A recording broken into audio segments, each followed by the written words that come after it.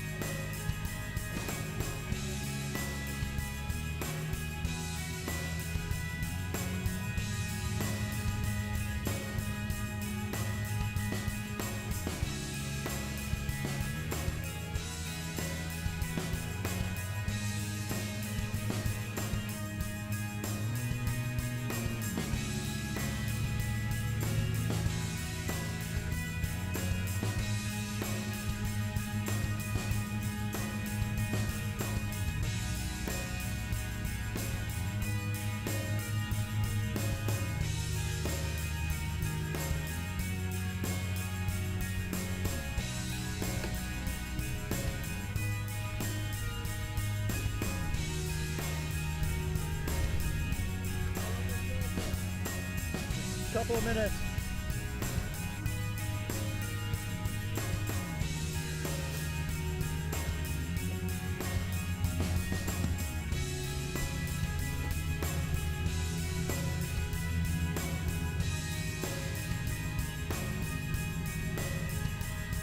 So to be honest with you, I haven't seen how it was, because John was setting it up and I had just picked it up. Yeah.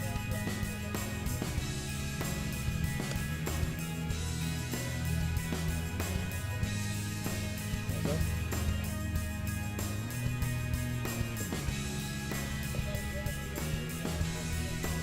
You happy? Okay. All right.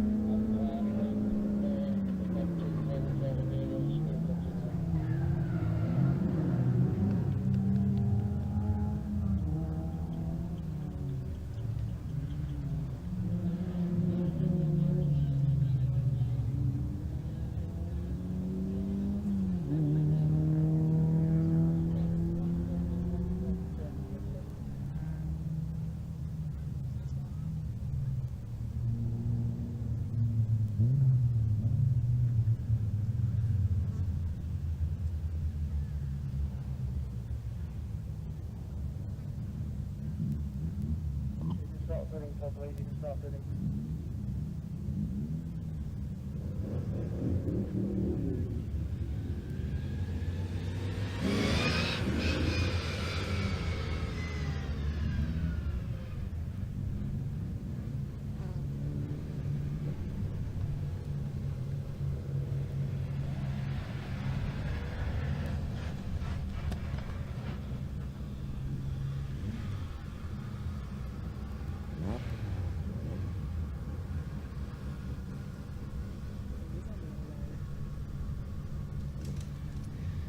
Good afternoon, ladies and gentlemen, and welcome to Blyton Park in very sunny Lincolnshire for today's exciting episodes of the British Trials and Rally Drivers Association Clubmans Rallycross Championship 2025, also known as the BTRDA. I'm Steve Nottage. It's my pleasure to commentate and assist you and escort you through this afternoon's proceedings. And we're on Heat 3 of today's meeting, which is the second round of the BTRDA 2025 Championship. And you join us for the super modified third heat. There on the left hand side of our screen is Rich Moore with his SLK Mercedes with his wonderful V8 soundtrack. Alongside him, David Bell in what looks like a four-wheel drive Mini, but in fact it's a two-wheel, being converted to two-wheel drive, front-wheel drive Countryman. And the yellow Corsa, beg your pardon, is that of Kieran Curran, who's joined us from Ireland, and the car that he's been campaigning for many, many years. And alongside him, in contrast, is James Avison in number 201 in a car that's new to him and new to us, and it's good to see James back. So, under starters orders for our 4-lap heat. Now I'd expect that Rich Moore, using the power and the torque of that mighty V8 under his right foot, to do what he has done and escape to the first corner first. A bit of a change of order already. Kieran Curran, as I say, the Irishman who's been campaigning this very Corsa for many years, is highly modified and is about as good as a Corsa that you can get. He and Billy Coyne regularly campaign these in Ireland. It's wonderful to see as is often the way with the super modifieds and some of the others, including the classics, where there's such a variety of cars. Some work better at twiddly parts of the circuit, and sorry for my technical expression, and others work better in a straight line. And here we have a little bit of a not quite a hare and a tortoise. I don't think Kieran would thank me for describing his Corsa as a tortoise, but in comparison with the straight line speed of that monstrous red Mercedes, it kind of is. I know Rich has to be very careful in the twisty parts, and now going on to the off-road loose part of the track, which has become more and more rutted and bumpy during the course of this morning. And that Rich has to be very careful, because a spin is only a little nudge of the right foot away. Which wouldn't do his times any good. And here, of course, these heats, these are the third rounds of heats. We've had 2 during the course of the morning, following some practice first thing. And depending on how our competitors do in the 3 lots of heats, will determine their grid positions for the finals that we'll be seeing and enjoying together a little later this afternoon.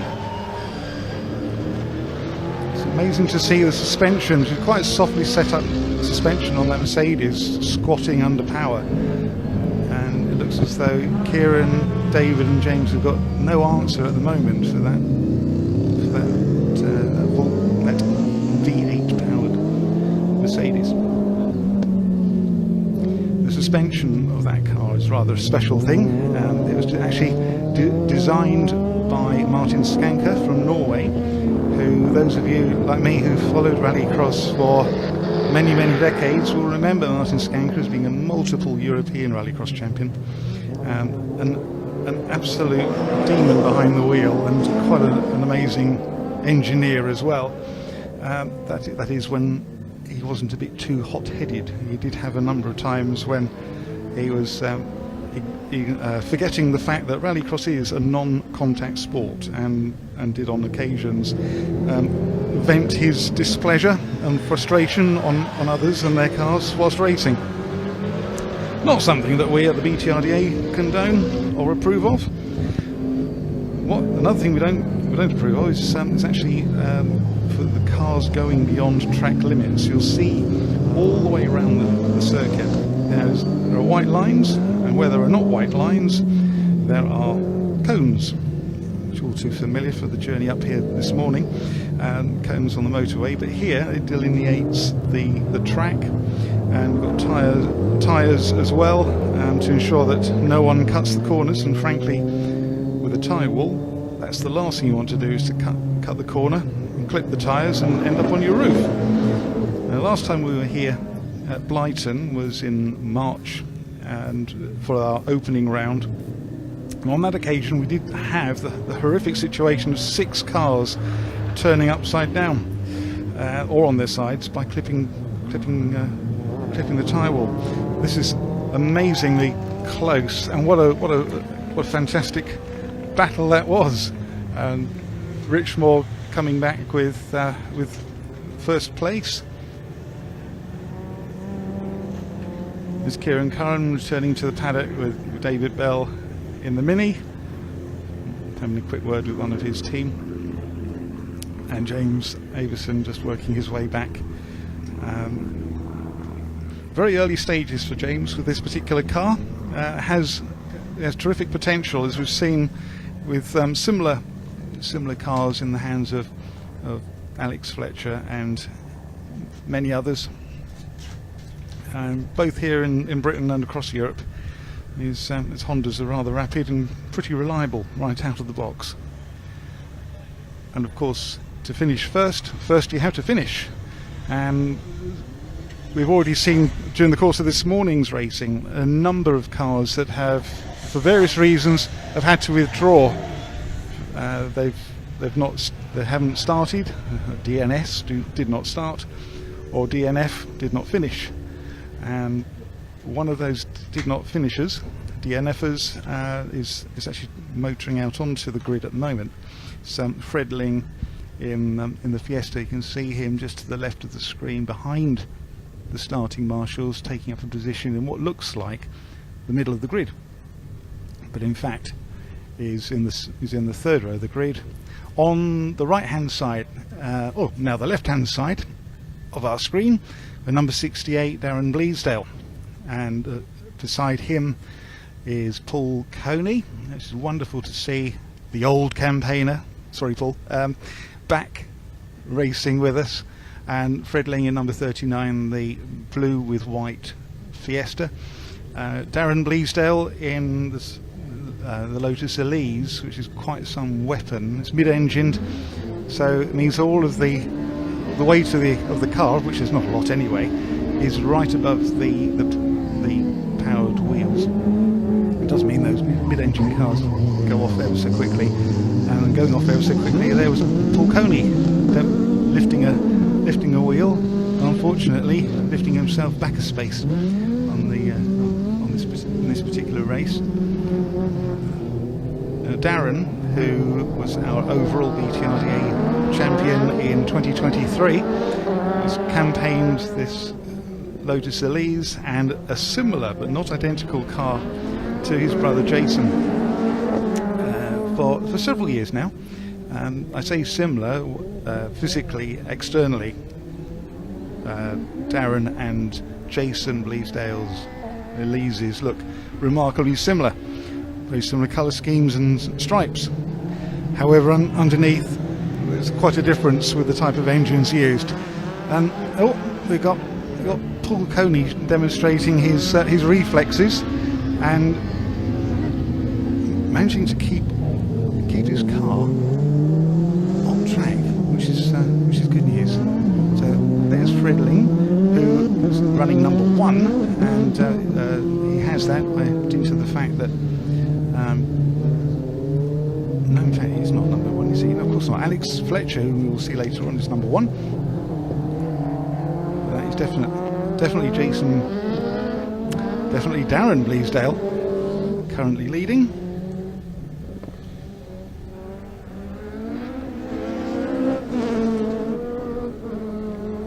There's Paul Coney with his strangely decaled car. It doesn't really matter what it looks like, it goes very well. Though sadly he was a little bit overcooked it last time round. Unfortunately, one of the retirements from today's racing was Gary Cook, again a previous BTRDA overall champion. Gary's had ongoing problems with the gearbox of his super modified rear-wheel drive Fiesta, and unfortunately, come practice time first thing this morning, the gearbox lurgy pounced upon Gary again, meaning that all he could do was to wash the car down and push it up onto the trailer ready for the long drive back to Loughborough College. So our leader goes to the far end of the circuit, round the very tight hairpin, and gives us a wonderful example of the acceleration of this Lotus. As you'll see, there's very little body roll, because firstly the car's light, and secondly it's very well sorted, which enables Darren to get really the most out of the car that he can, and is now pulled up quite a considerable distance from Paul Coney, who's now a long way behind. So here goes Darren bouncing across the loose for the last time in this particular heat. We've still got quite the technical part of the track to do.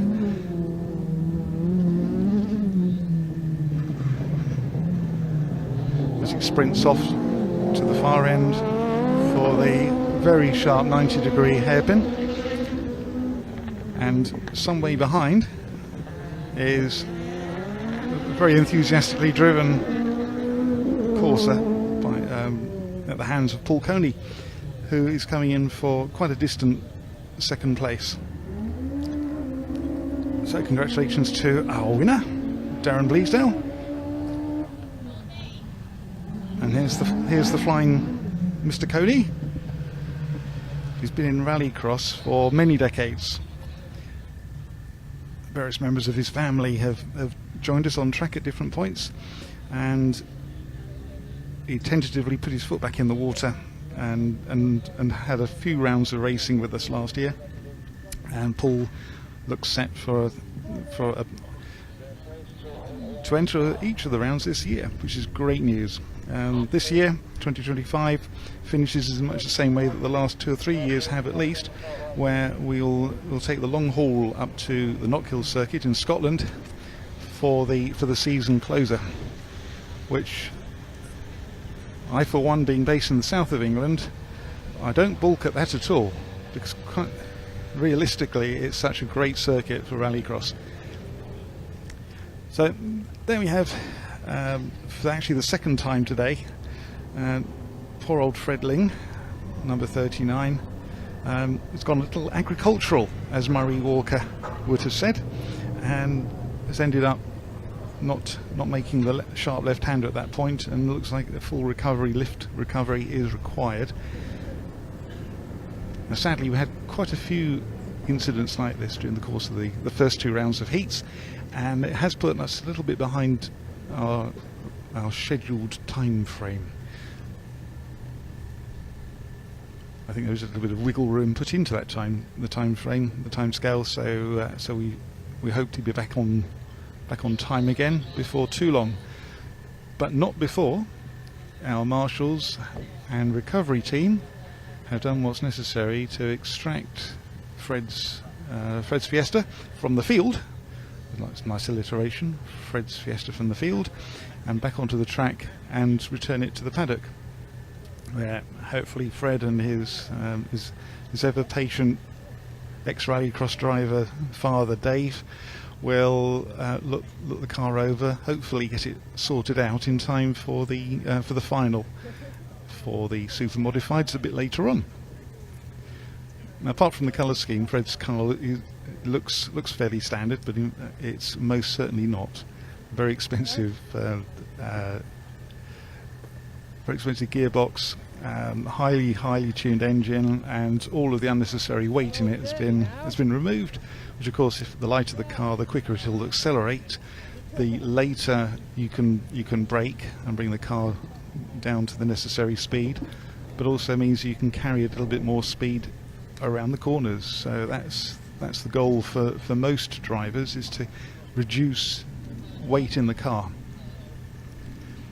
It's also useful to have the weight that's in the car in the right place, and for a front-wheel drive car, whilst most of the weight will tend to be at the front of the car where the engine is, you do still want some weight at the rear, otherwise you end up with lift-off oversteer, meaning you go around a corner, come off the gas, off the throttle, and the back of the car decides it wants to go first because there's no weight holding it down to the road. And having had the odd occasion like that myself, on track, I should hasten to add, not on the road, in case my insurance company is listening, it can be quite terrifying. Not what you want, and certainly not the fastest way of getting around the track.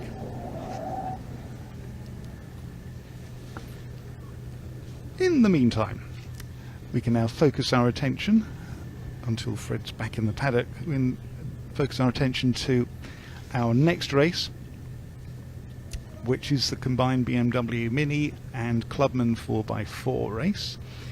And on the left hand side of the screen we have our sole Clubman 4x4 car here entered today. It's the ever delightful Graham Reed, who I was talking about Knockhill and Scotland earlier on. That's his stomping ground. Graham comes down from Scotland and races this amazing Nissan Pulsar, which is probably the or second most powerful car here today. I think perhaps Richard Moore's Mercedes that we saw a few minutes ago, that might be able to compete with it in out and out grunt. But Graham's car is the only one here with four-wheel drive. And behind Graham, and in pole position for the minis, nearest to us on the in the yellow car, is Lynn Llewellyn.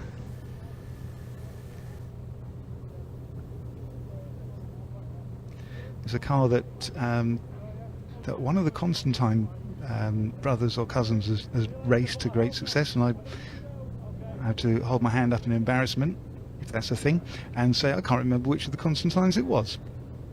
But Lynn has been campaigning this car since about the middle of last year, and having only been in Rallycross for 2 or 3 seasons now, but he's adapted to it ever so well.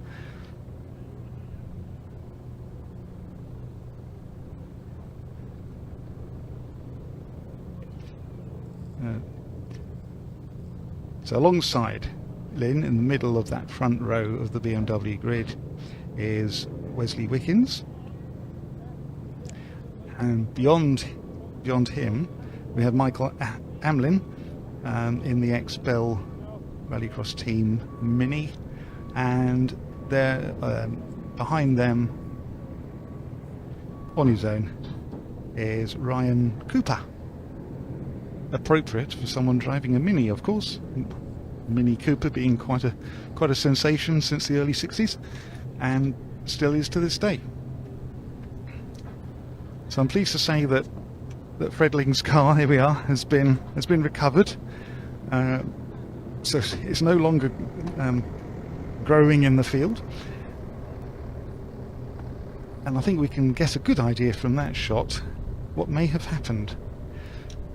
Offside front wheel dangling away, so some repairs required to suspension, brakes, steering. But I dare say that the one thing that's not been damaged is Fred's confidence. He's a very experienced driver and racer, and I dare say that he and his father Dave will be able to get that car back on track, ready for the final a bit later on. I don't like to see people having to withdraw for mechanical or any other issue. I'd much rather see full grids and lots of great racing. And we have that in spades food in the course of this afternoon, of course.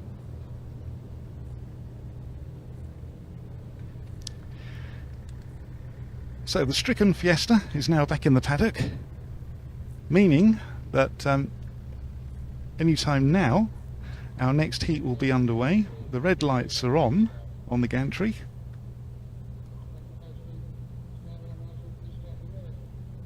And we're waiting for...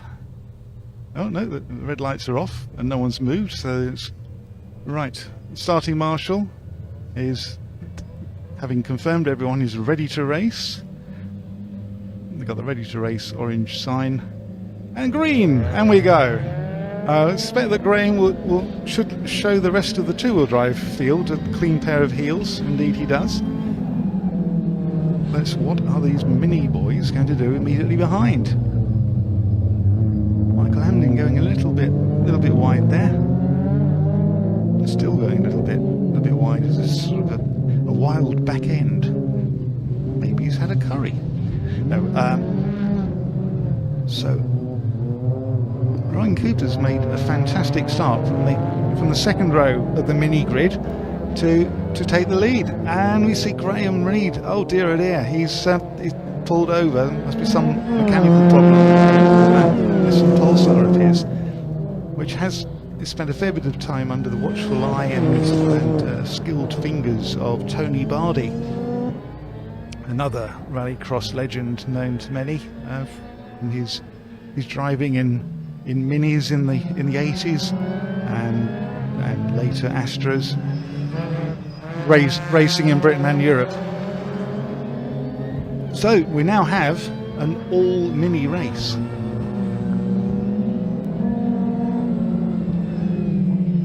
Ryan Cooper coming into the first corner at the start of his second lap, under a lot of pressure now from Lynn Llewellyn.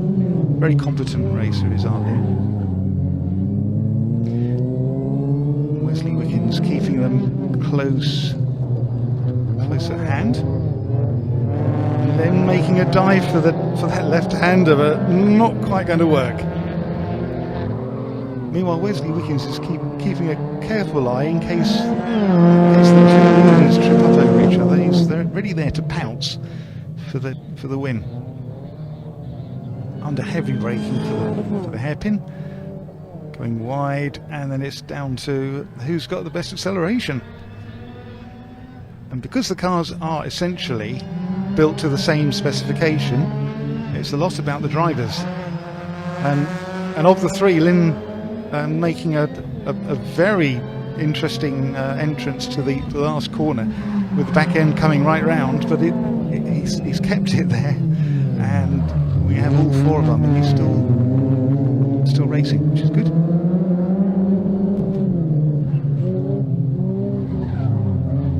Ryan Cooper having to absorb an awful lot of pressure here, as a little bit of touching, nothing intentional.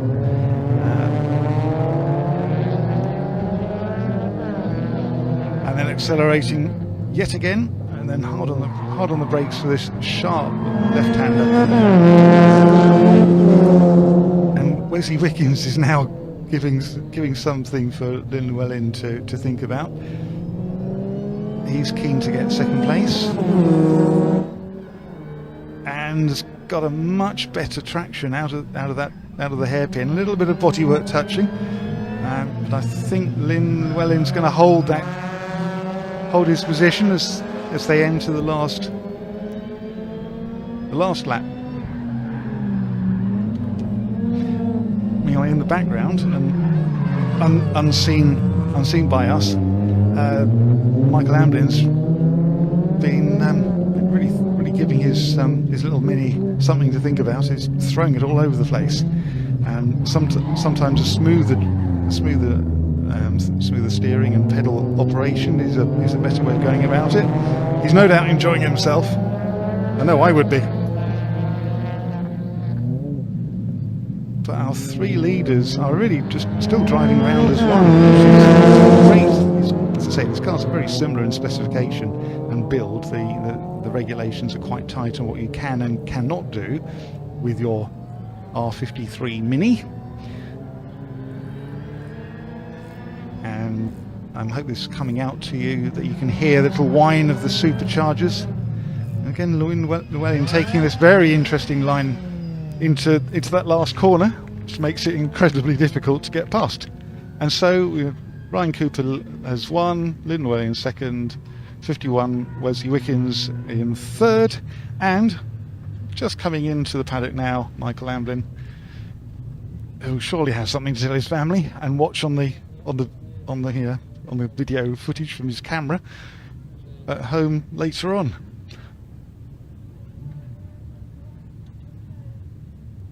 So our telehandler then waddles out to do its lap of not quite honour, to recover the Nissan Pulsar that we saw fly off from that last grid, the pole position.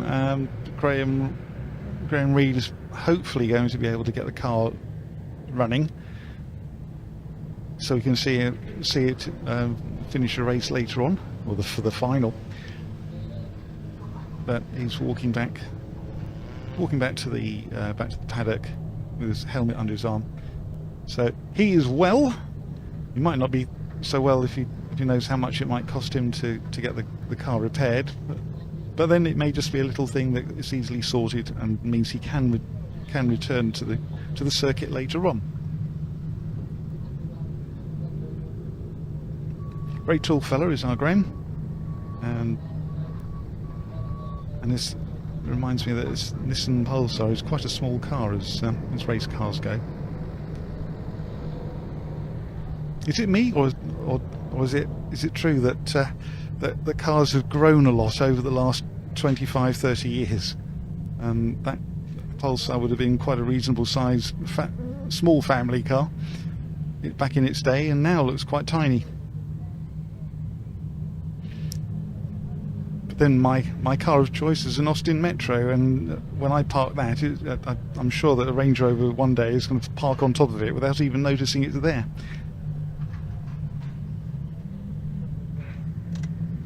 Now, our next piece of vehicular entertainment for you are the cross cars, which are just in the paddock area at the moment. They're getting ready to go out. Oh no, they're getting ready to go out for the race after the one that's gridded up already, which is our juniors.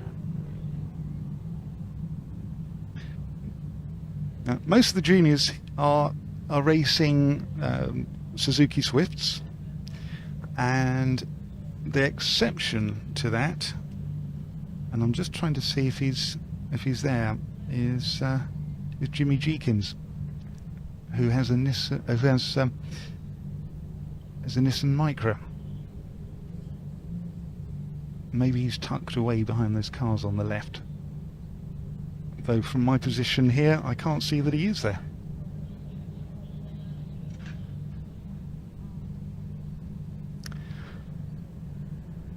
So it looks as though there are all of our runners in the junior category, so it's up to 16-year-olds, are racing in 1300cc Suzuki Swifts, and the Suzuki is the preferred vehicle.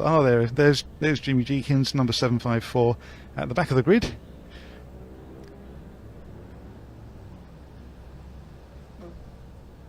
Presenting quite a different profile from the three Swifts that he is with. So let's give you some names. We've got number 42, Oscar Cooper, who's in second position there, the far side of the grid from our camera.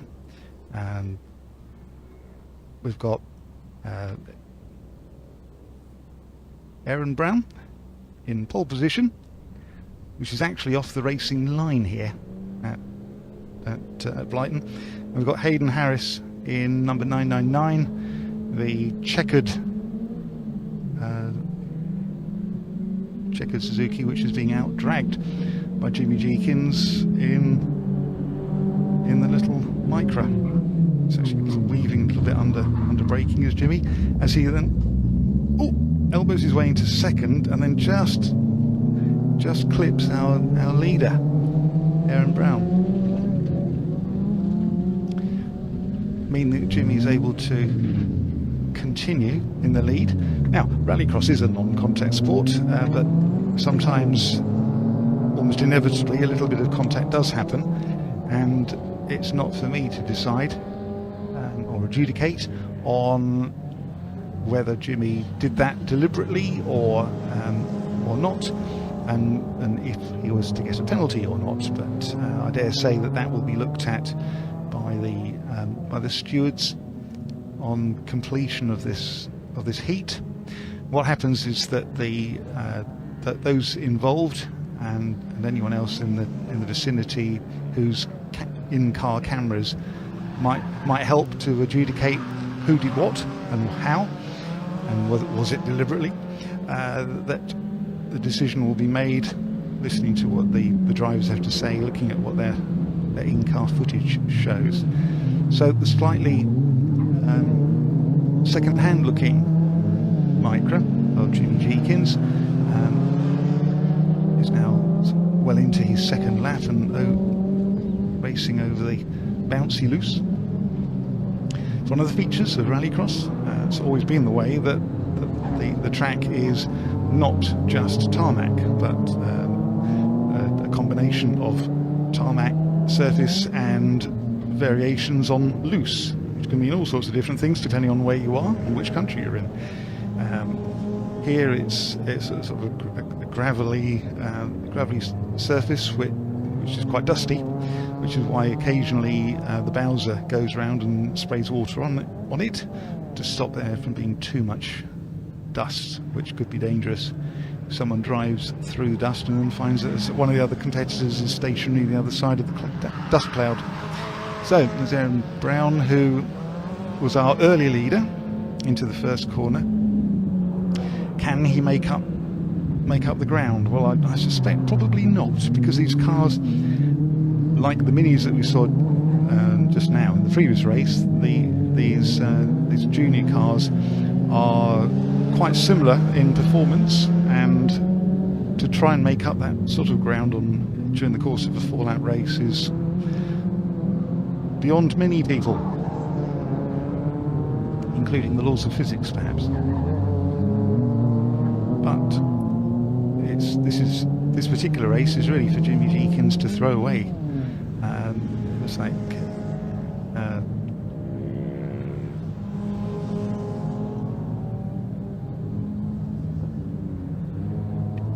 so Hayden Harris here is still within contact. It's still within reasonable distance of our leader, Jimmy Jeekins. And Jimmy might only need to make miss a gear change or have a little spinette, and he could lose that position. So I'm sure for Jimmy's trying his best to be as quick as possible and as tidy as possible without doing anything too dramatic. And I dare say for him, that checkered flag can't come soon enough, as he's now most of the way through the last lap of this heat, so powering away to the sharp left-hander before the run-up to the chicane. There's Aaron Brown. He's quite some way behind, look. This is a shame, because he's got the power, he's got the performance.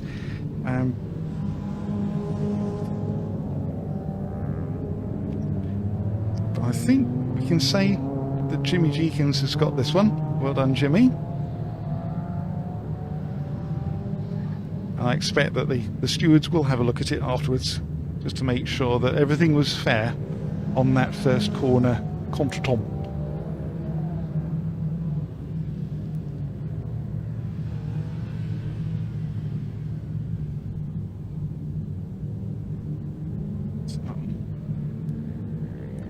So Aaron Brown going up to the far end of the circuit. Oh, he's coming back into the final corner. and taking the checkered flag before returning to the paddock. Now here we have this first corner again. There's Jimmy Jeekins just on the inside there and just tags Aaron Brown as he was turning left to go into that first corner. Who was at fault there? I would say answers on a postcard, but we don't do that sort of thing anymore, do we? I'll let the stewards make that decision, and we may even be able to communicate the answer to you later on. So now for something completely different. These cross cars, these motorbike powered single-seater carts, which have of all of the cars that we're going to see racing today, these are the fastest. Amazing performance of these lightweight buggies. Although they are lightweight, they're very sturdy, very strong, and there have been occasions when we've seen that point proven.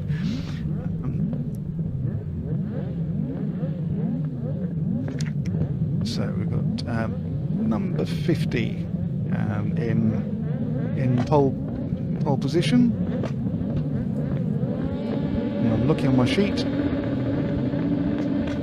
and it must be the stick. He's not there.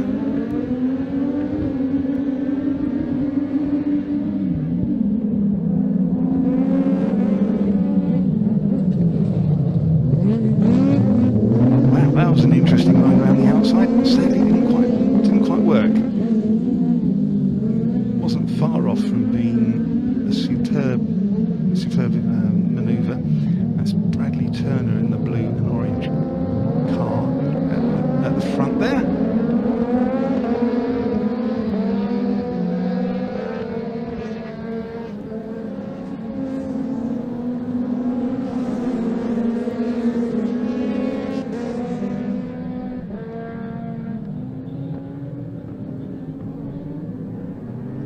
Oh, this is neck and neck racing. I hope you're enjoying this, boys and girls.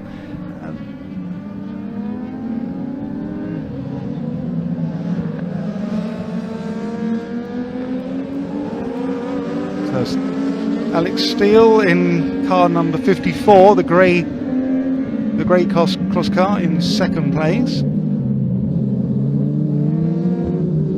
Now early lead in number 50 is going backwards almost.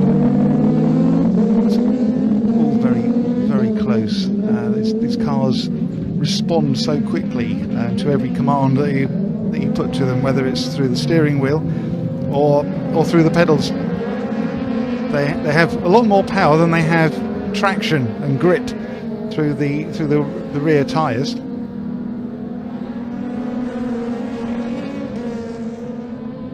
Meaning that the drivers cannot afford to take things too easy. And these races are decided on tenths or even hundredths of seconds, and they can be won or lost by a twitch of a wrist. Or a push of the pedals. So second, third, fourth, and fifth go around into lap 3 pretty much as one. A variety of different lines there. Oh my word! That's one of the issues about open wheel cars, is that they can trip over each other, as we've just seen. But thankfully, everyone was able to keep going again. So, Bradley Turner is our leader, and Alex Steele in second, Lewis Gatt in car 81 behind. Fourth is Teddy McPherson, who last year was one of our juniors, and has also been racing in juniors this year as well. Been sometimes double driving. Ian Lloyd is now named as number 50.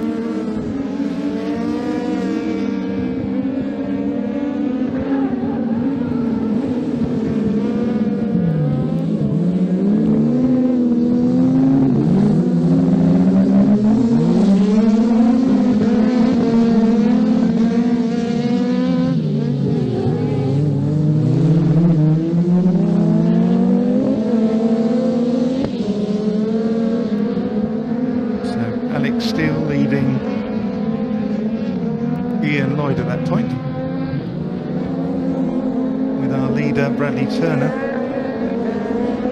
Oh no, it's 81, beg your pardon, that is Lewis Gatt.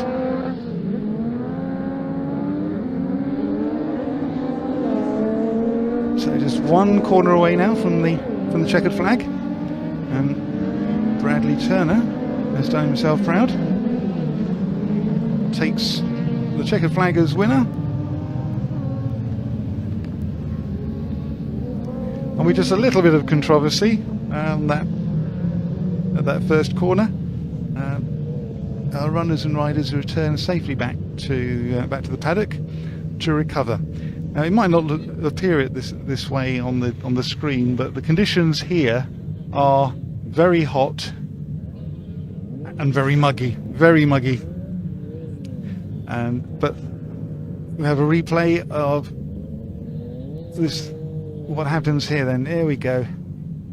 Can I park on your car? Oh, all right, then I won't. And off they go again.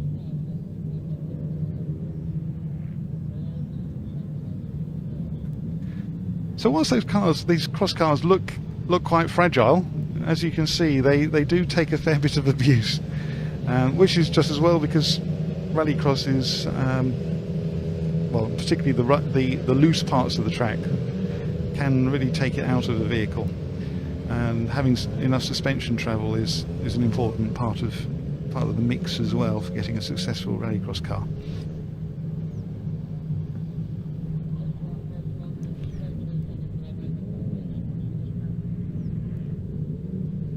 Now our next final should have number 44, Benjamin Bartlett, who, like Teddy McPherson in the previous race, was racing in juniors last year, and he's got pole position. And alongside him, Kevin Sharkey. I suspect this is a little incident report going in regarding that, well, perhaps the two incidents that we saw in the junior race just now, and the second one being the cross carts tripping over each other.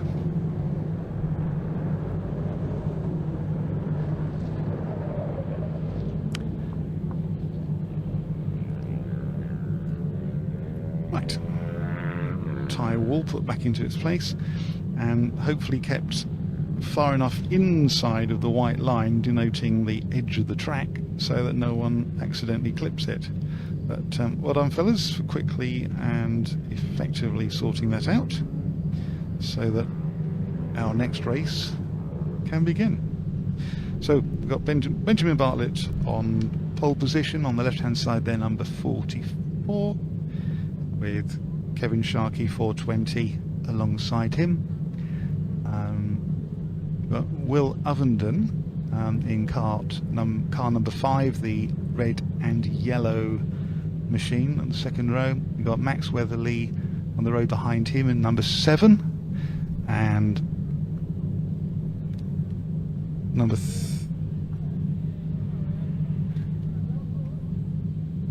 32, Stephen Burke, and I'm just missing the red and black cart on row 2. I should try and find out who that is for you.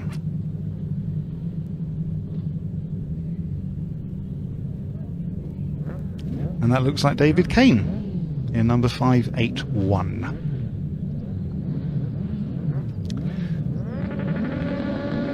Engine revs rise. Each of these is powered by a motorbike engine, not a Honda 50, but something considerably more powerful. And they head off into the first corner. Will Ovenden goes very wide in that red and yellow Margale cross car, and some bodywork flying off there. Someone at the back of the grid has taken the corner a little bit too close, and over the bumps, Will Ovenden has taken second place, which is quite some going.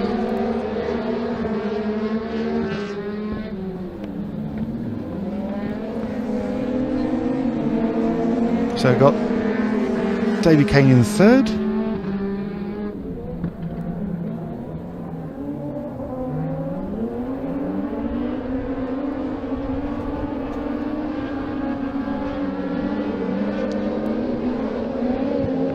noses of these cross cars dip down as the brakes are hit very, very hard. Number 7 there's Max Weatherly, who's won more races than anyone else in this particular category this year. Certainly one to watch. Didn't get a very good start. It's gone wide. Can he cut? Yes, he can. Make up a place. And now he's on pursuit, in pursuit of the next competitor. So our pole setter Ben Bartlett is currently leading, and oh, we got. Now is that Kevin Sharkey kicking up a cone in the background?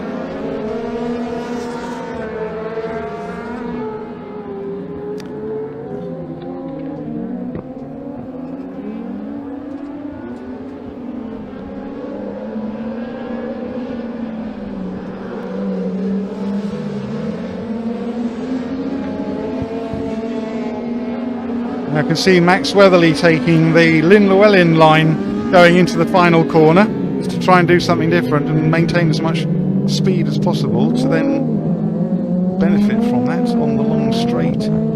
But he's gone wide again. Can he cut inside 420 Kevin Sharkey? And the answer to that is no. Mr. Sharkey says no, I'm going to keep my place.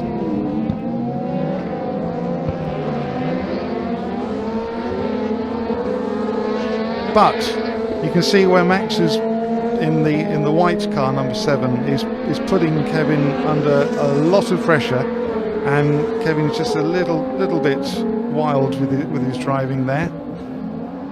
But he maintains the position, so all credit to him. Now it's just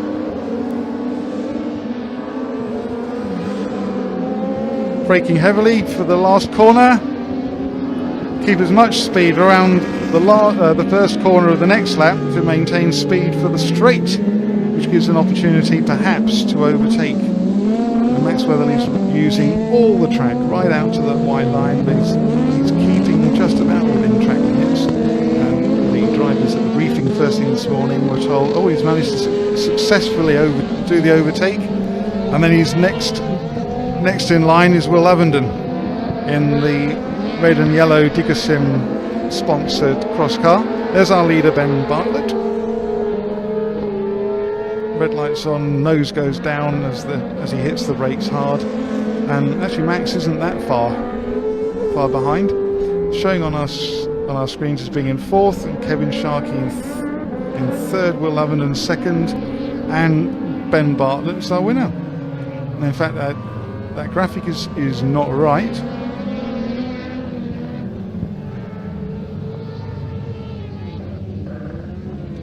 So if anyone's looking at getting into rallycross, there's a number of different ways of doing it, and there are, in the British Isles, there are 2 championships for doing it. There's the Five Nations British Rallycross Championship and the BTRDA Clubmans Championship, which is what you're watching with us now. And the Clubmans Championship covers a very wide range of vehicles and of the drivers here, with ranging age-wise from 14 in the juniors. Oh, it's tyre wall replacement time. Ranging from 14 years in the juniors up to late 70s or perhaps even early 80s. So it is something that's accessible to most people.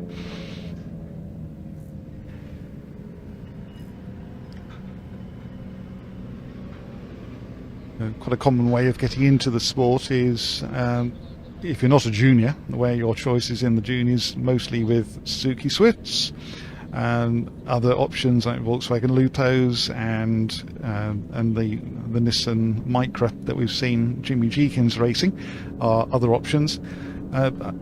Other ways of getting into rallycross include the production class, which is fairly standard cars with just the rudimentary safety gear, roll cages, fire extinguishers, emergency cut-offs and things like that. The cars are otherwise fairly close to showroom standard. Generally speaking, because we don't tend to race at night, rallycross cars don't have headlights, although tail lights are necessary. by way of brake lights, a pair of those to be seen very clearly from behind the car, and also a single red light in the middle of the back of the car, which is used in the rainy conditions, just to make cars a little bit more visible. If you can imagine what it's like driving on a motorway in the rain with the amount of water that's kicked up in front of you, that's 10 times worse if you're on a racing circuit with race tyres being throwing up water from the vehicle or vehicles in front of you.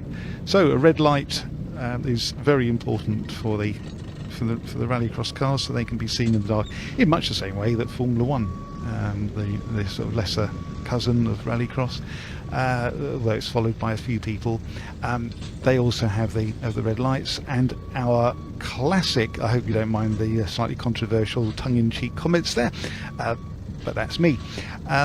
So in pole position on our left hand side we've got Tony Lynch in the white Lansale sponsored Peugeot 205. Alongside is Helen Crooks in the only classic Mini that we have here today, and then at the far side of the front row is Vince Bristow in BMW 3 Series. Messiart Evans is in the second of the two Peugeot 205s, the striking luminous yellow and black machine.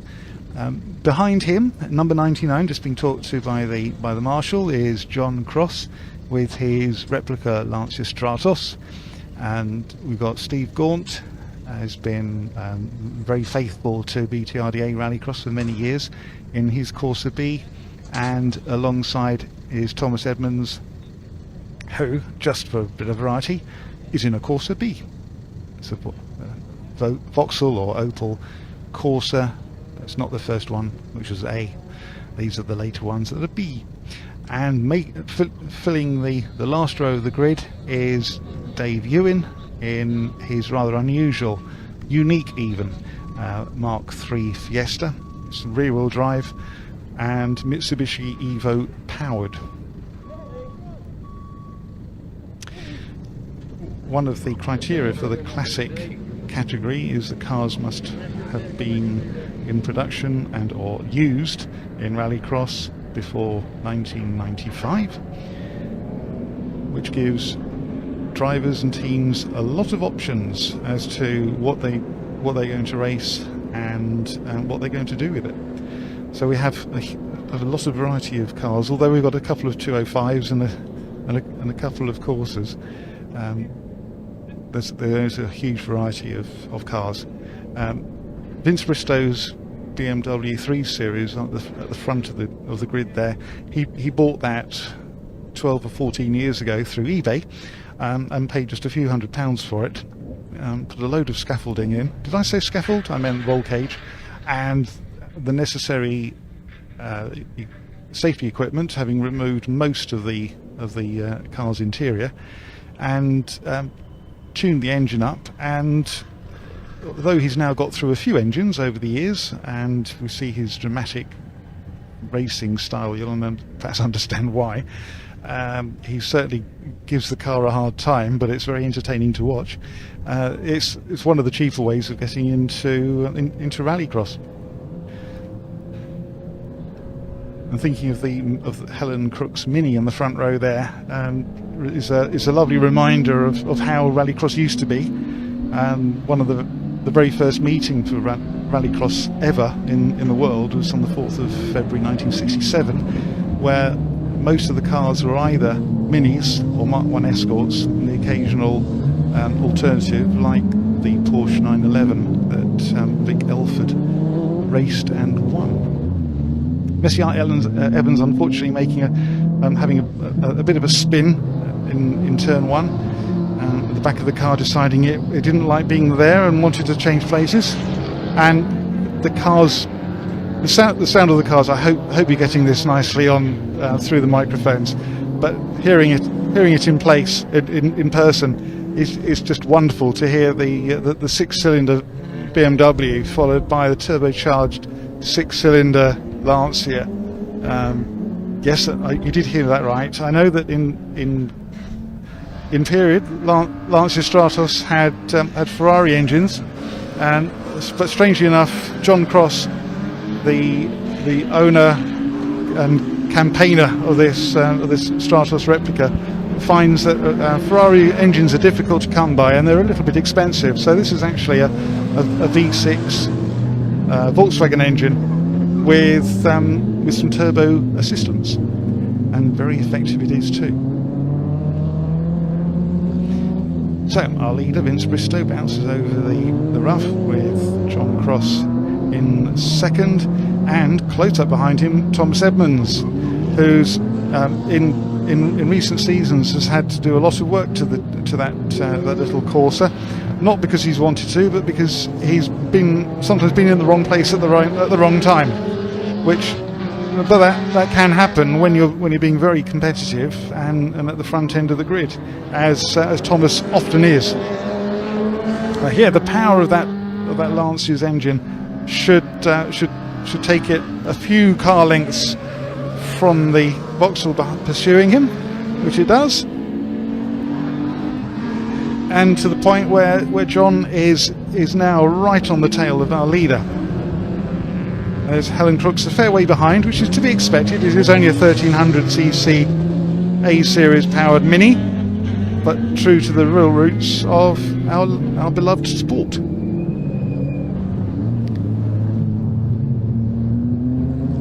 Now, you tell me some other form of motorsport where you could have three such different vehicles racing competitively with each other. Front-engined rear-drive BMW, mid-engined rear-drive Lancia Stratos replica, front-engined front-wheel drive Corsa, and there's not much in it.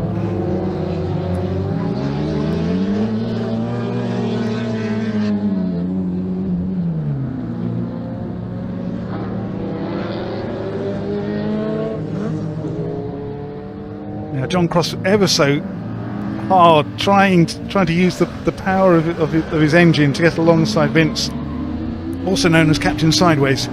Though Vince, I think he's probably concentrating very hard and keeping his BMW going in a straight line as much as possible. If there's a showman here at this meeting, it's Vince Bristow. He's a lovely fella, very softly spoken, but when he gets behind the wheel of a car, he's an absolute nutter, and I'm sure he wouldn't mind me telling you that. Now, further down our runners, we've got the Peugeot 205 of Tony Lynch, with being paid very close attention by David Ewan in the rear-wheel drive Mark III Fiesta I mentioned earlier on. Tony Lynch was here for our opening round in his more usual Toyota MR2 Mark I. Unfortunately, he and John Cross had a coming together off the line of the final, it meant that Tony sustained a lot of damage to that MR2, and he's managed to find the car that he used to own and race 20-something years ago. This Peugeot 205 came up for sale, and he's bought it, and is now campaigning that for this year, which is great to see Tony making all that effort to carry on doing what he absolutely adores doing, which is racing in rallycross. It's great to see him. But he did unfortunately just lose out on that last little bit of the race, because let's face it, a race isn't run until you pass the checkered flag. So Helen Crooks, who's as I say, the only classic Mini here this particular meeting. It'd be lovely to see a few more.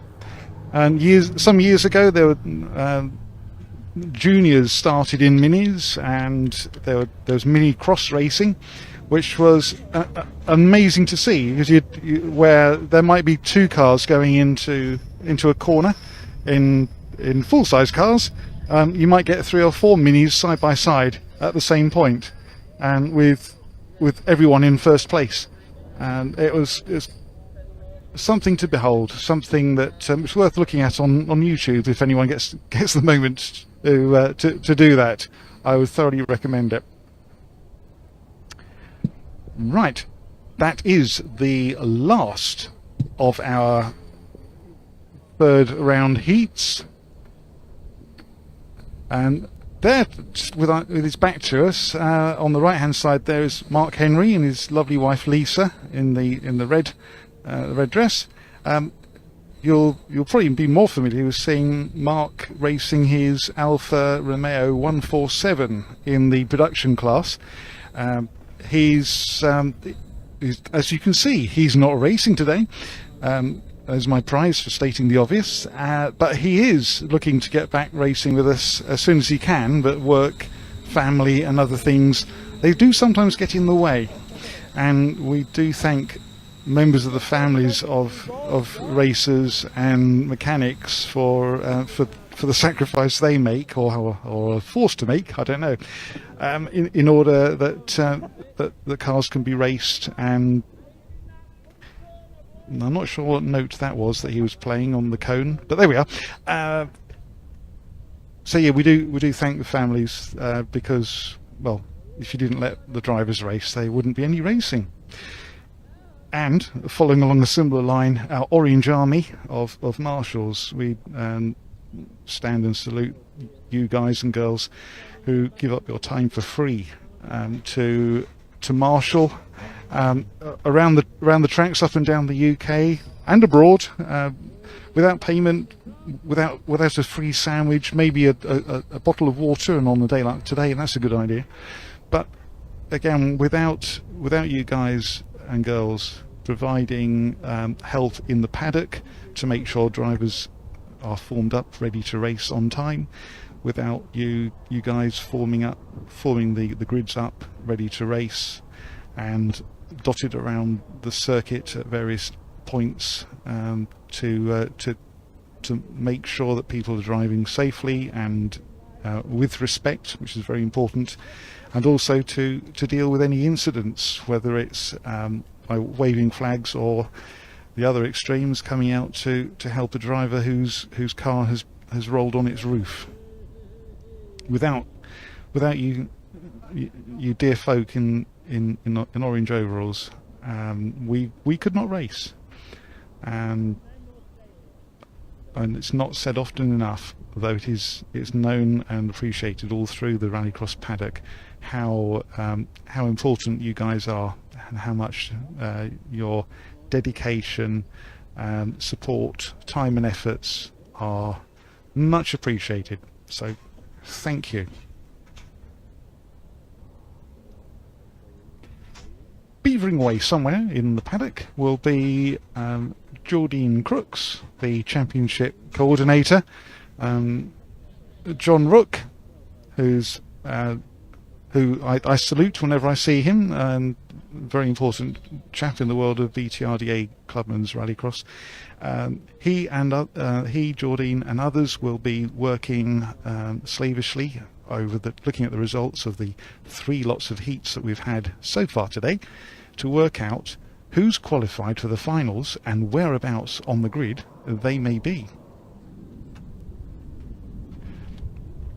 And occasionally here in the paddock, you bump into people, sometimes drivers who should be in their cars but are wearing orange tabards and helping organise things in the paddock. And here, amongst that number, is Todd Crooks. Yeah, afternoon, Steve. How are we doing? Well, so far, very, very good. Looking forward to several interesting, fun and exciting finals, but none of them involving your dear self. What's happened? Yeah, unfortunately, the last round out in Ireland at Mondello Park, we've had some engine issues. It's not something we can fix quickly. Unfortunately, it's a sort of a custom build engine, so yeah, a bit of a time out for us, get some cars, other projects finished, and hopefully see us out end of this year, start next. And yeah, but whilst we're not racing, you got to go help organise. So yeah, I'm here in Orange today, helping the cars get out on track. That's good to see. Thank you very much, Todd, for your dedication. It's not just a matter of I'm going to race and get what I can out of it, but putting something into the sport, into the sport that we both love, and I dare say most, if not everyone watching and listening, love the sport, even perhaps almost as much as we do. So what had happened to the Mini's engine? We're used to seeing your black and green Wonder whizzing around in the super mods, but you're not there. So what happened in Mondello? Yeah, so essentially Saturday went really well. The car was running really quickly and we had some good pace. Sunday morning came out to do again a really good heat time in heat 1, but as I crossed the line there was something definitely went wrong. I couldn't tell exactly what it was at the time. We thought it was head gasket failure. We thought we were getting some serious crankrate pressure there, but it turns out actually the cylinder block had cracked. Cylinder assistant cylinder 3. We didn't find that out until we got the car home and the head off. So yeah, kind of glad we didn't rush a fix there in Ireland. But fix that. It's a new engine block, so yeah, it's a shame, but these things happen. That's motorsport, really. Sadly, it is. It can be quite a cruel mistress, can't it? That motorsport, any form of motorsport, but it's not the sort of thing that you can patch up and hope will be all right and make do, because of the stress that the engines, or every part of the car is under when it's racing. The races in rallycross are quite short, but they're very intense. Yeah, absolutely, and I think in the super modified class, my car is putting out double the standard horsepower of that car. It's 170 something as standard, and I'm putting out nearly 400 horsepower. So yeah, to be honest with you, and it's done 5 seasons. It's done fairly well, really, considering. But no, it's time for some more capacity and some more Honda power, I think. A little glimpse into the Todd Crook's future, and that, of course, you're talking about possibly a Honda block in the existing Mini. Yeah, absolutely. So the super modified class regulations allow you basically to run any engine with the same number of cylinders in the car. So any 4-cylinder in a Mini is from any manufacturer. Any 4-cylinder from any manufacturer is okay. And if you're going to go for a big 4-cylinder in the front of a Mini, you wouldn't choose the cast iron 1.6 litre that came in its standard. So yeah, a bit of an open book. We haven't started any work yet. I haven't even bought anything for it yet. But that's kind of what we got our eyes on. And there's some people, a company called 611 Motorsport, do a kit. Those guys have been really helpful so far, just with advice and chatting. So yeah, those guys at 611 Motorsport will hopefully help us get something back on the road that's a bit quicker in the end. Once, every cloud has a silver lining, they say, and I think the silver lining in this case is the opportunity to put a faster engine in the car. Just don't look too carefully at the bottom line, I suppose. But would it be true to say then that not only would a non-cast block be allow you in this instance to get more power, but it would also save a lot of weight, which would help. A lighter car is quicker off the line, it's quicker around corners, you can brake a little bit later because you've got less momentum to hold back. So it affects a lot of other aspects of the car, the handling, suspension, but then you're in a good position to sort those things out, aren't you? Yeah, absolutely. Weight is a big key thing for any kind of race car, and that's why you see like the fiberglass bodied Lotuses and Vauxhalls go really well in rallycross. I don't know we'll make gain too much in mass, or in weight. I think it's probably be pretty close, but it's definitely.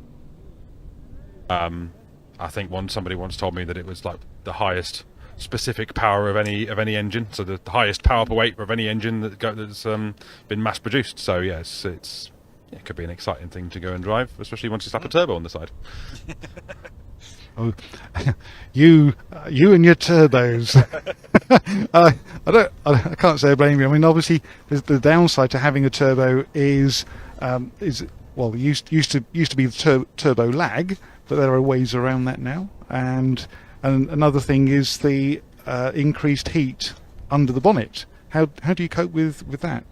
Yes, absolutely. The 1.6 engine with a current size turbo is definitely laggy. Even with all the modern ECUs and things like that we can run on it, it's still laggy. You increase the capacity of the engine, you get the turbo on song quicker, you have the same, or might even have the same peak power number, but the area under the graph, as they say, the total output of the air power over the rev range is going to be bigger. So that's the important bit there. In terms of heat management, certainly in my car release, one of the things we've got is a nice big fat intercooler in the front. We've made room for that by putting the radiator in the back. So the water-cooled radiator and all the water pipes run through the cabin, and the radiator's in the back, and then you've got a big turbo intercooler at the front, which helps out the heat management. And certainly these R53s, the Minis, they do struggle with heat in the standard fare, because obviously the intercooler sits on top of the engine. But yeah, with enough ducting and enough intercooler, we get over it.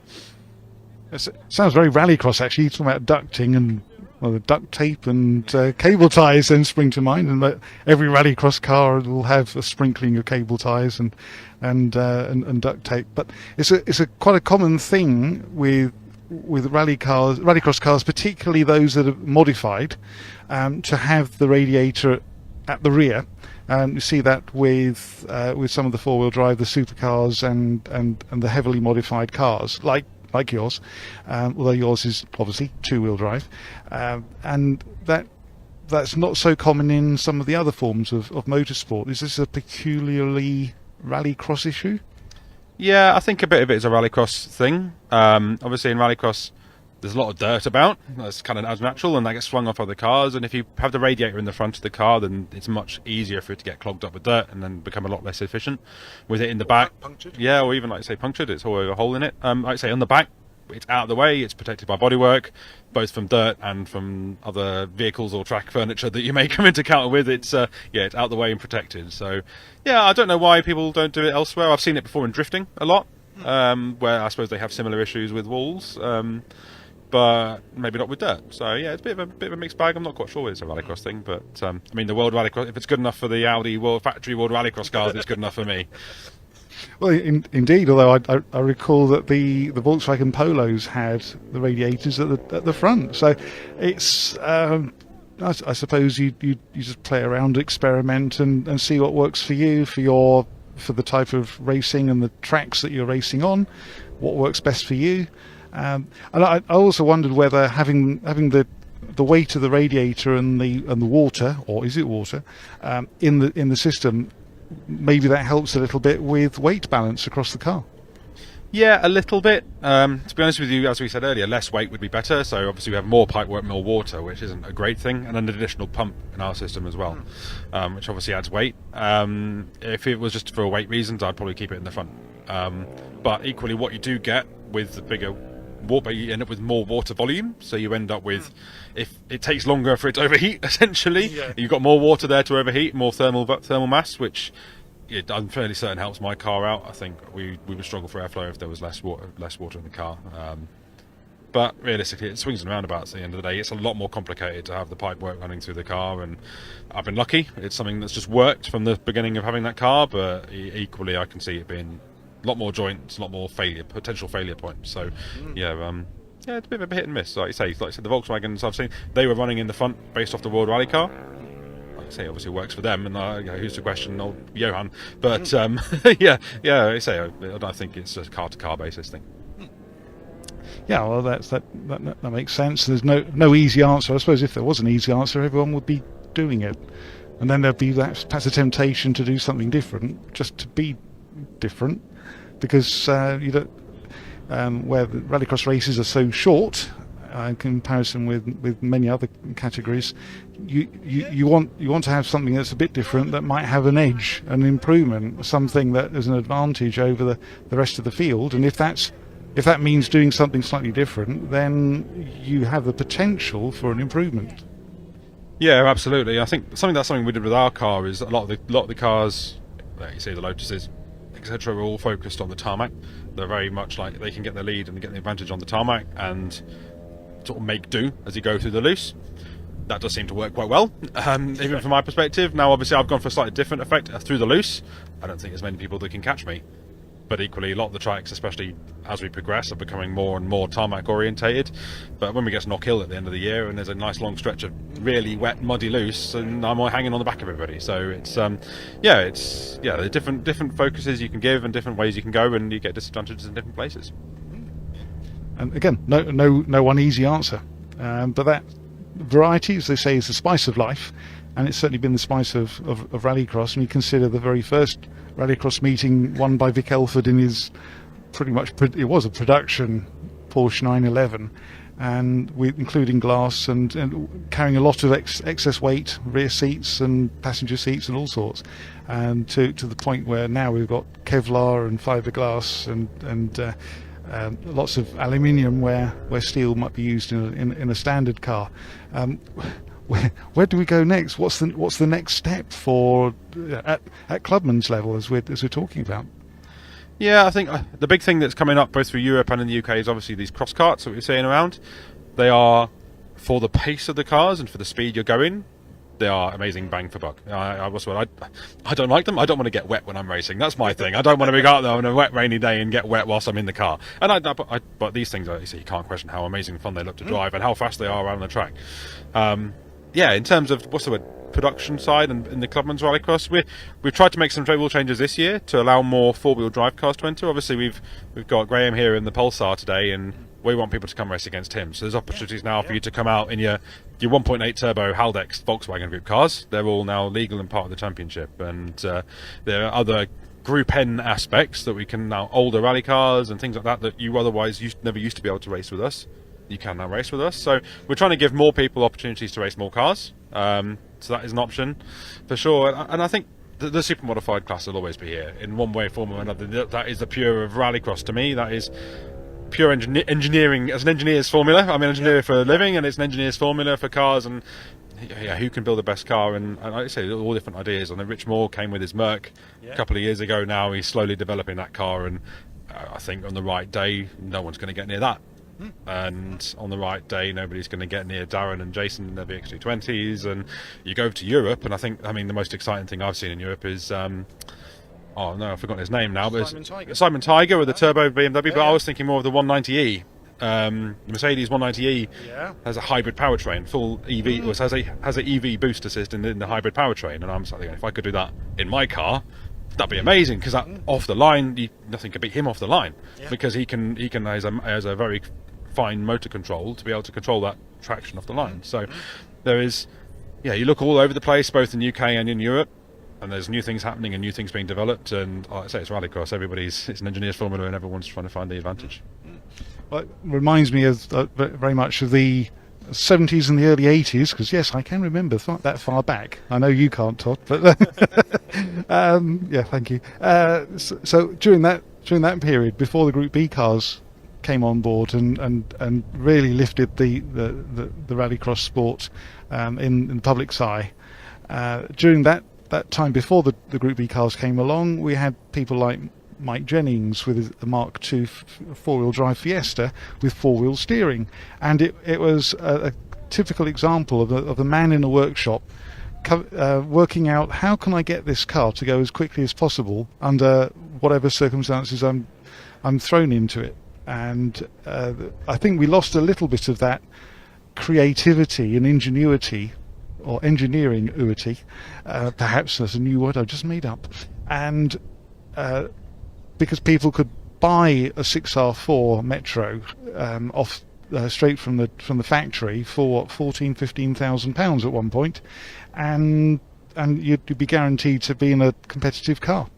Thankfully, we don't have that kind of, or maybe unfortunately we don't have that kind of easy to find, easy to buy world rally car type vehicle to use. But yeah, the cross cars, as you mentioned, are incredibly impressive with the speed, the handling, and the drivers have really got to be on it the whole time. Have you had a go? Yeah, a couple of years ago I had a few laps here in Blyton, in fact, in a Yakar cross kart.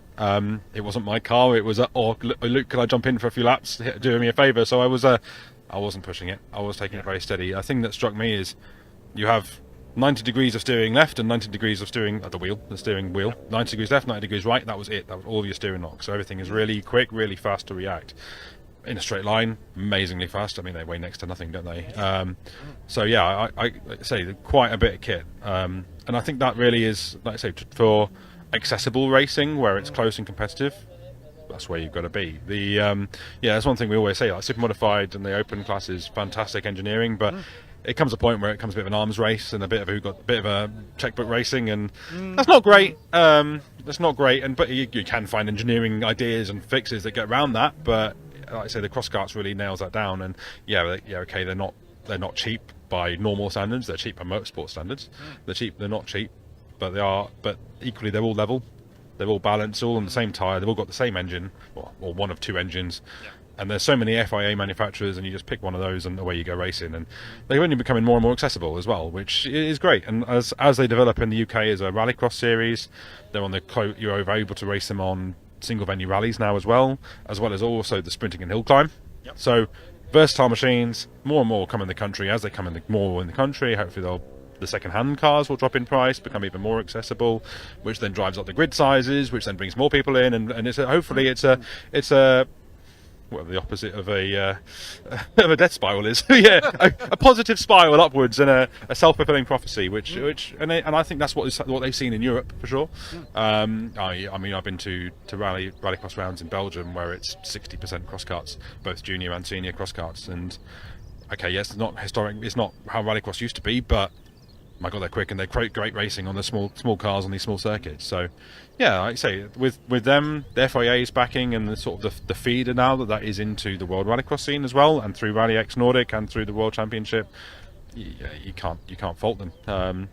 Coming up, like I say, it's a big thing for us both as Motorsport UK people and as Rallycross people and BTRDA people. The junior cross kart is a big thing that's come up. So there is now already a class for junior cross karts. Unfortunately, we have one in the country, and they don't want to race against themselves, which is fair enough. Not like Graham. But yeah, so if we can get 2-3 karts, and that's another junior Formula 9 that people can come and race against, and that's something that's you just drop the engine out and put your senior engine in when you come to a senior cross kart. That's something that is, like, again, usable on sprints and hill climbs. That is something that, and it gets you really used to the racing proper cross karts before you're 16, and you see those racing already in the Rally X series and in Belgium and in Holland. It's an opportunity for racing everywhere. So yeah, if we can get the kids out of karts and into cross karts, then that's another whole generation that are going to come racing with us, and that's what we want to see in the near future. Certainly want to see rallycross grow and bloom and develop, because nothing stays the same, and whilst some rallycross purists, and I had to put my hand up and say I was amongst them when cross karts and before that the RX 150s in British Rallycross Championship came along. I was a little bit sceptical. I wasn't sure if they had a place in rallycross, and having seen how competitive they are, the racing is so competitive. We've seen it here this morning and this afternoon. Very competitive racing. It's more accessible because it's relatively cheap by motorsports standards to get into and be racing quick, very, very quick vehicles straight away out of the box to pick up and develop your driving skills, your reaction times, your race craft. Great things. So yeah, as someone with a little tinnitus, I could do something a little bit quieter, but apart that the overall noise, which is easily sorted out with earplugs, that's to me that's the only demerit, because I'm not likely to be sitting in one in the rain and the mud at Knock Hill getting muddy and very damp. Although today I've noticed it's an advantage to be in a cross car, because many of them are open, and that's exactly what you want, rather than being sitting in a little metal greenhouse in this sun, melting on the grid. Yeah, absolutely. I spoke to Alex Fletcher earlier. He was driving a black Honda Civic, and he was wearing black overalls and a black helmet. And he said to me, "At least I'm not wearing black." I was like, "Yeah." He said a sense of humour about it. But yeah, lots of ingenuity today. It's obviously a hot day, very hot for the drivers in the cars. I've seen lots of people with leaf blowers and little handheld fans. I saw Vince Bridstow with a bottle of water being tipped over himself whilst in the car. Yeah, we've got some warm drivers out there at the moment, and warm cars. So some ingenuity going on into people keeping cool. But hopefully we get some good racing regardless. And when you're actually driving, you don't notice the thing. You stop and you come to the end and you go, "Oh my, I'm really quite warm." But when you're on track, you don't notice a thing. So it's it's good fun, and I'm sure we'll get some good racing. Well, thumbs up to David Bell for ingenious use of a leaf blower earlier on. I won't tell you where he was aiming it, although you can probably guess just by the way I've couched that one. But yeah, any which way to keep cool. We've got a slight water shortage here as well, which is a bit of a shame. Localised to Blyton Park, not Lincolnshire in general. But the spectators that we've got seem to be enjoying themselves. They're fully involved in what's going on. Todd, thank you so much for your time, your thoughts, and your wisdom. No, thank you, Steve, and I hope everybody enjoys the afternoons and the finals racing. Yeah, I'll be on the release cone, so I'll see you later on, and I'll give a wave to the cameras. The release cone sounds a bit of a painful thing, but bless him, Todd's just sprinting over in his high-vis jacket to put out some cones, to remove some cones, so that the first of our finalists can take up their positions on the grid. So back to a little bit more cross-kart action.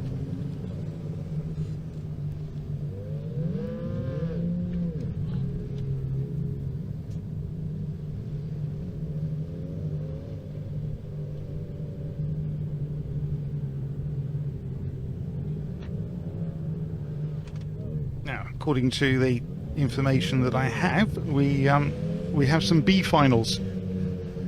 For those who are not familiar with that idea, it's nothing to do with flying insects. First off, what it is to do is that everyone who's raced in the heats, the 3 rounds of heats so far today, is entered into a final. If you are amongst the very fastest in your category, you immediately qualify for the A final. And for those who haven't been quite so fast, or haven't set such good times, they'll go into the B final. And if there are enough entrants in that particular category, there could even be a C or a D final.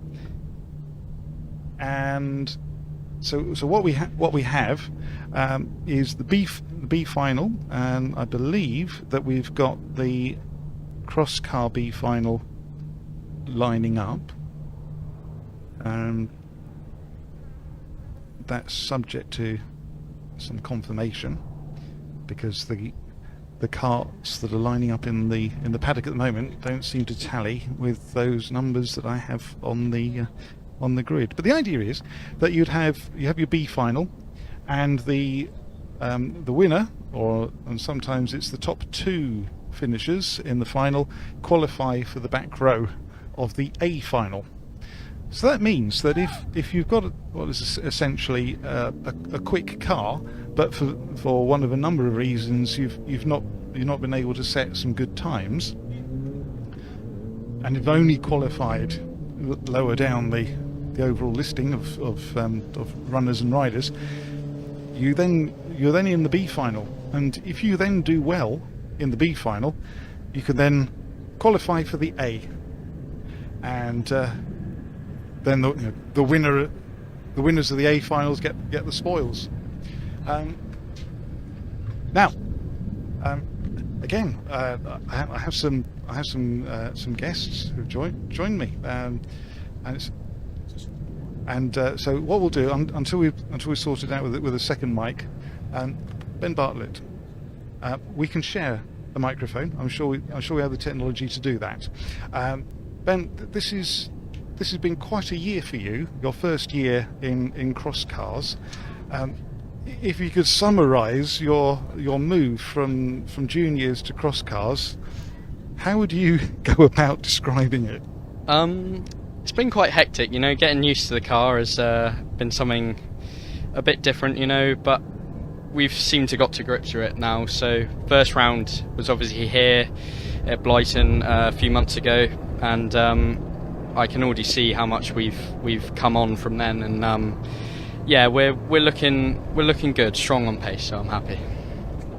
Well, that's always good to know. Yeah.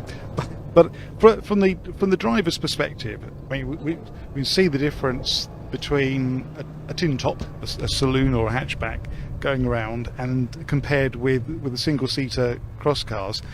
It looks like a world of difference, the way that you hit the brakes, and the nose looks like it's going to scrape along the tarmac or the loose. But what's it like to drive? It's very different, you know. Getting used to being like almost in the middle of the car is different. Having all four wheels pretty much the same distance between you, rather than having one side of the car that's just a dead area, if you know what I mean. And also getting used to that weight transfer. Obviously, getting the weight to the front of the car to get it to turn is definitely difficult. You don't really need to do that as much as in a normal car, but you've got to be much more active in the cross car with how you turn it in and get the weight transfer over to the front of the car. But yeah, because the cart itself, it is so responsive, and there's so much going on, and you've got to cope with that whilst having other people in similar machines dotted all around you. Yeah, it's very hectic into that first corner, to say the least, but we all get through, and it's a really, really good racing. So I'm really enjoying it, and I'm loving the move that I've made. So yeah, I can tell that when we've talked at previous rounds, and or just generally in the paddock, and see it's like a Cheshire cat, where that communicates very clearly to me that you're in a very happy place and thoroughly enjoying your rallycross. And well, who wouldn't? Well, you shouldn't. Yeah. You're doing exactly the right thing. Your racecraft is improving. So some of the battles that you've had already today have been quite epic. Yeah, there's been some good battles, and it's really hard racing. Like, you go out there and you're not sure where you're going to come. You could come first, you could come last. It's so tight between the top 6-7 cars, and you know, it's all comes down to it, a little bit of luck, being in the right place at the right time, making the moves at the right time, you know, and almost around this tight track of Blyton, it's you've really got to be on top of the game on the first few laps, and make your way up through the grid and make sure you're in the right position. And amongst all of the things that are going on, if you're trying to keep an eye on what's going on behind you, you've not got much chance, really, have you? Because the mirrors are small and they're on long sticks. Yeah, the mirrors aren't great, I won't lie.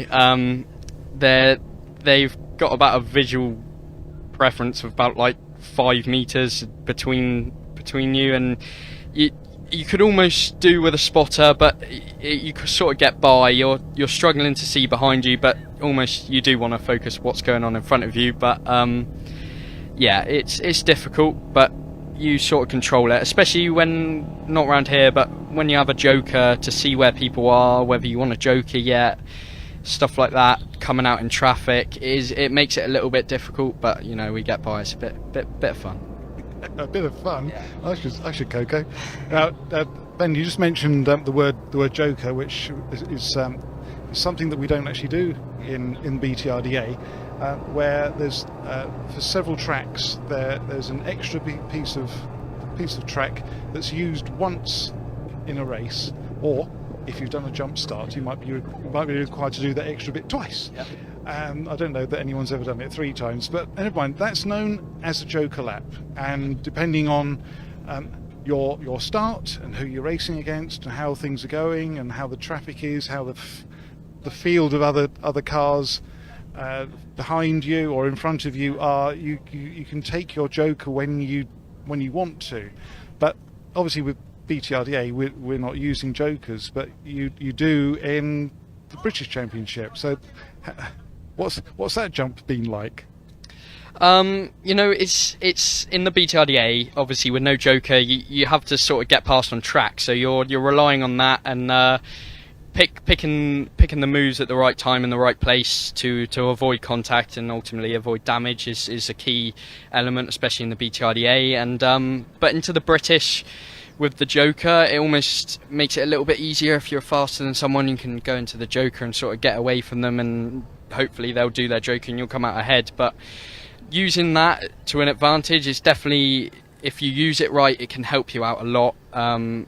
But to be honest, the joker is helpful in some tracks, but especially around here, I quite enjoy not having that joker lap, just because you almost know where you are, and you know everyone's not got a joker and you're in the right place, and And really, if you're in the lead, it's less stressful because you know the guy's got to pass you to get the lead, rather than them just jokering and being faster. So Yeah, I can follow that. I hope, ladies and gents, boys and girls, you at home, you can as well.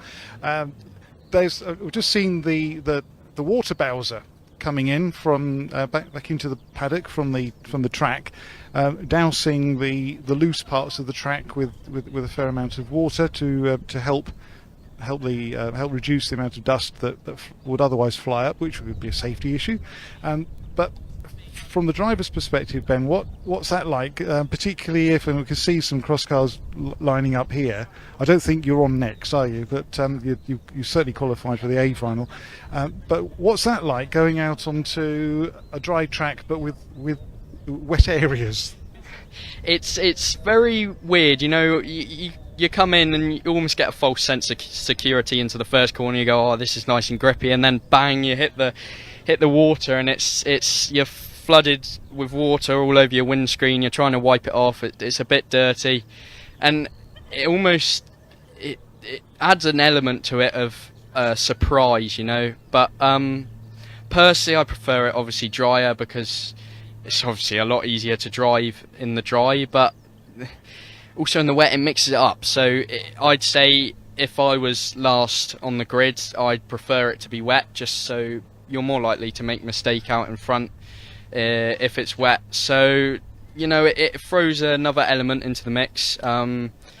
It's not a bad thing. The dust can get quite thick at some points, but obviously you can use that to your advantage if you're out in the lead and put some nice bit of dust out to your competitors behind you. But I wouldn't know.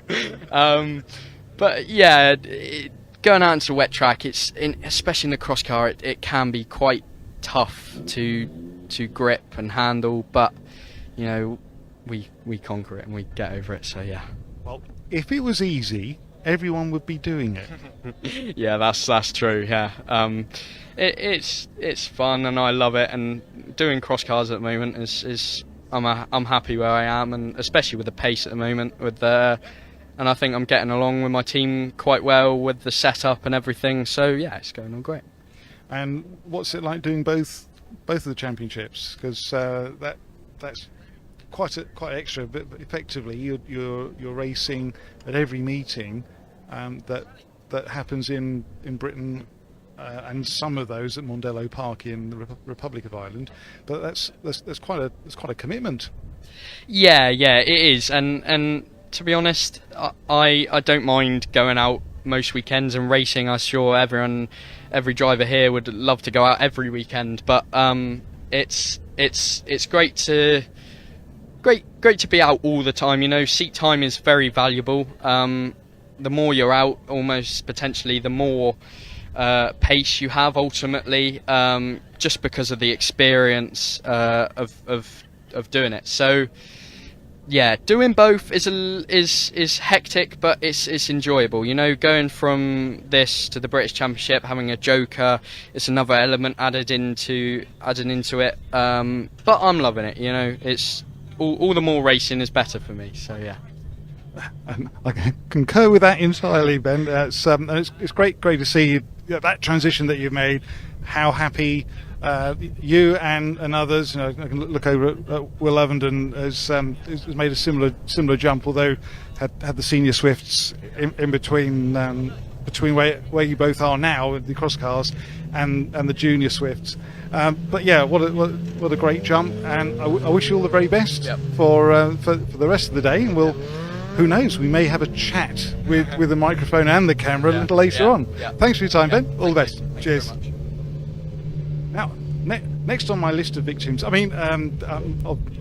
guests here in the paddock, Elliot Fuster, who's still new to this whole rallycross game, but I've just got a few minutes now just to tease out where did your motorsport journey begin? The motorsport journey of my career began in Junior Saloon Car Championship, which was very tough as budgets were exceeding like our limits. But we fought well in that year, and then for 2023 we came to Rallycross, and I enjoyed it so much more than Junior Saloon. And then, so at that stage, when you started, how old were you at that point? I started in 2022 and I was only just 14. So yeah, that was a big step up for me from indoor karting. Yeah, which in itself is quite a normal way of getting into motorsport as a young junior, if that's the right the right expression. So to then jump from indoor go-karts to anywhere, everywhere, any weather condition saloons as a 14-year-old, good grief. Yeah. We finished that year in P19, which out of 30 odd cars, which we did really well. Lots of contact, but it is what it is. And yeah, it's a really great place to start in motorsport. So and developing very well as a rallycross driver now, and clearly enjoying yourself, although it's not all gone your way. Yeah. Well, we had a roll at round 1 this year, but we've worked really hard on the car in the past 3 weeks, got it rebuilt, reshelled, ready for this round, and we put it on pole for the final. So I think that speaks for itself. Clearly, it's not an effort all on your own. You've got your family and friends sort of helping you with preparing the car, keeping it running during the course of the meeting. What's your hope for today? My hope is to obviously win the day, because we're up the front. I'll have a good fight with Jimmy Jeekins because he seems really quick today. Yeah. But yeah, I hope to win at round 1 and didn't. I want to do that today. So yeah, try getting the lead of the championship. So well, we look forward to seeing how the racing goes. It's very competitive. We know that, and so you keep your eye on the prize. And Elliot, thanks very much for your time this afternoon. And you've probably got a race to prepare for. Yeah, thank you.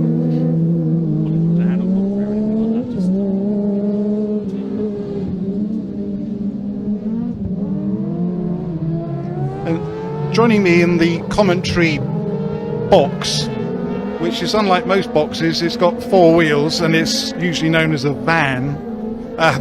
Yes, it's all glamour here in the BTRDA. I'm very pleased to welcome Tom Brooks, who's himself not unused to a microphone. No, thanks, Steve. Yeah, I commentate on the World Championship. Right, so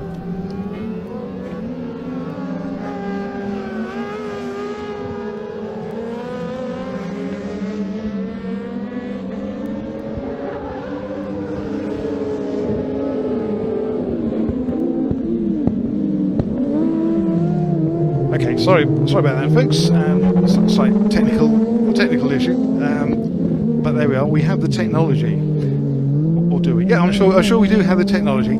And here to help me with the technology is Tom Brooks, who we'll see racing shortly. But between now and then, not unfamiliar with this thing in front of us, the microphone. No, thanks, Steve. I am the commentator on Formula E and also used to commentate on the British Rallycross Championship for a good number of years, so I'm pretty used to standing in front of a microphone and talking about inanimate objects moving around in glorified circles, to be completely honest with you. So it's nice to be on the other side in a race car. Well, you say that, yeah. These cross cars are not inanimate. I've actually driven one of these, and they are spectacular to drive. I went all the way over to Spain to jump in one, thinking it would be lovely and dry. However, we went there and all it did was absolutely throw it down with rain for the entirety of the day, and you could have walked faster than I was driving, although that might have had something to do with my ability rather than the car itself, because they are spectacularly fast machines. They weigh absolutely nothing, and they're the sort of cars that you have to drive on the throttle. So you'll see the drivers coming into these corners, they're braking incredibly hard, and you see them pitching, so you have to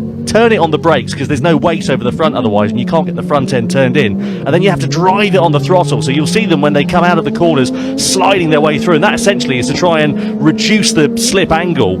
You almost have to sort of decide your line for the corner before you've entered it, if you see what I mean. But yeah, they are fantastic cars to drive. And they're also pretty spectacular to watch as well. As we've just seen Stephen Burke, our race leader, number 32, bouncing across the loose. You can see the suspension working, taking up every bounce and rut. The whole thing seems alive. It really does, yeah. They have, as you can see, the suspension moving up and down. They are really visceral sort of cars, really, to be completely honest with you. And, you know, even going through this hairpin, I've been driving here today in the production category, and actually going through there in the car that I'm in, you can't see the exit of the corner before you enter. So you go in, you've decided your line, but what you can't see when you're coming out of it is sort of where your line is, really. So you sort of, it's almost like the only way I can liken it is sitting in a bathtub and peering up over the edge, really. You sort of have to guess your line, if you like, really. But who put that yellow duck in exactly, that's what I've been wondering all afternoon, to be honest with you. But no, I mean, it's been a great day's worth of racing here at Blyton Park. Really enjoyable, and, you know, what a great event the BTRDA have been able to put on, and what a great drive Stephen's having here as well. He's absolutely class of the field, isn't he? Just he's looking like he's putting his marker down for a place in the A final a little bit later on. Yeah, that is number 54 that's come to a stop by the looks of things. Yeah. So in the, where are we? In the number 54 in the cross cars, you've got Alex Steele, who I think was fastest lap actually earlier on the race. He's come to a stop. But it is Stephen Burt that's taken the victory here, Steve. So we will see Stephen Burt in the race, the A final, a little bit later on. Now, according to my book of words, we should have a production B final. Well, you see, I was told this, but also I'm supposed to be in that production B final because I've had an absolute shocker of a day out in my car, to be completely honest with you.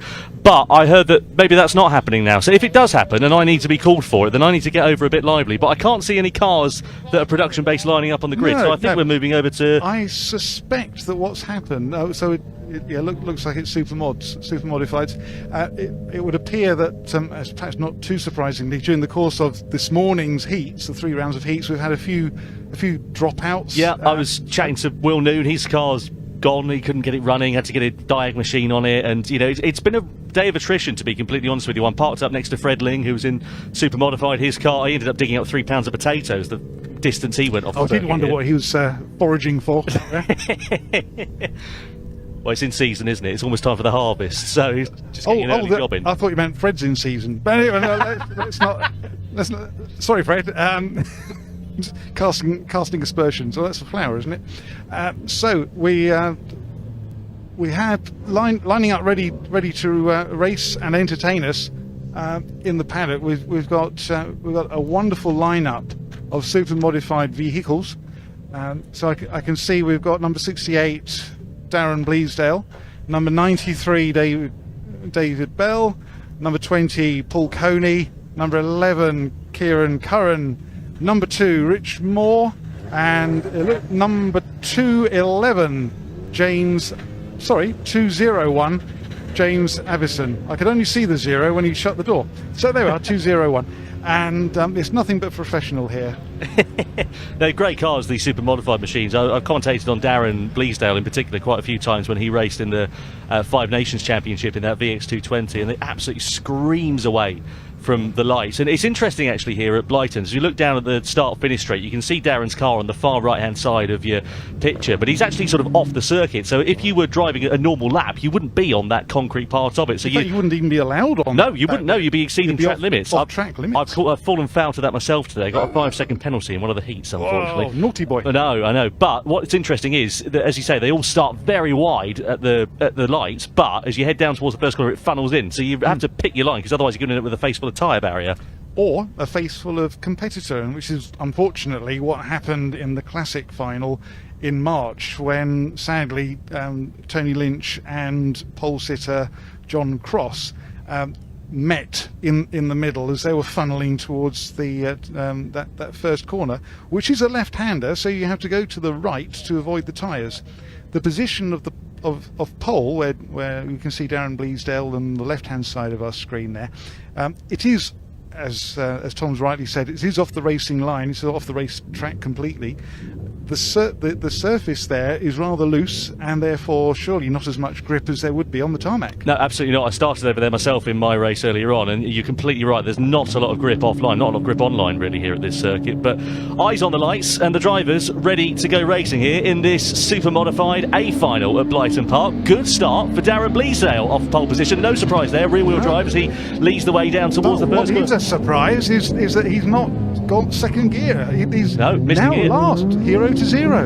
And we've got Paul Coney in the Corsa B, and followed by fellow Corsa B driver Kieran Curran in first and second, which is not what I'd expected. Oh, and the Civic Type R out very, very wide there. That's the 201, isn't it? It's just James Anderson, yes. Yeah, a bit deep into the gravel there.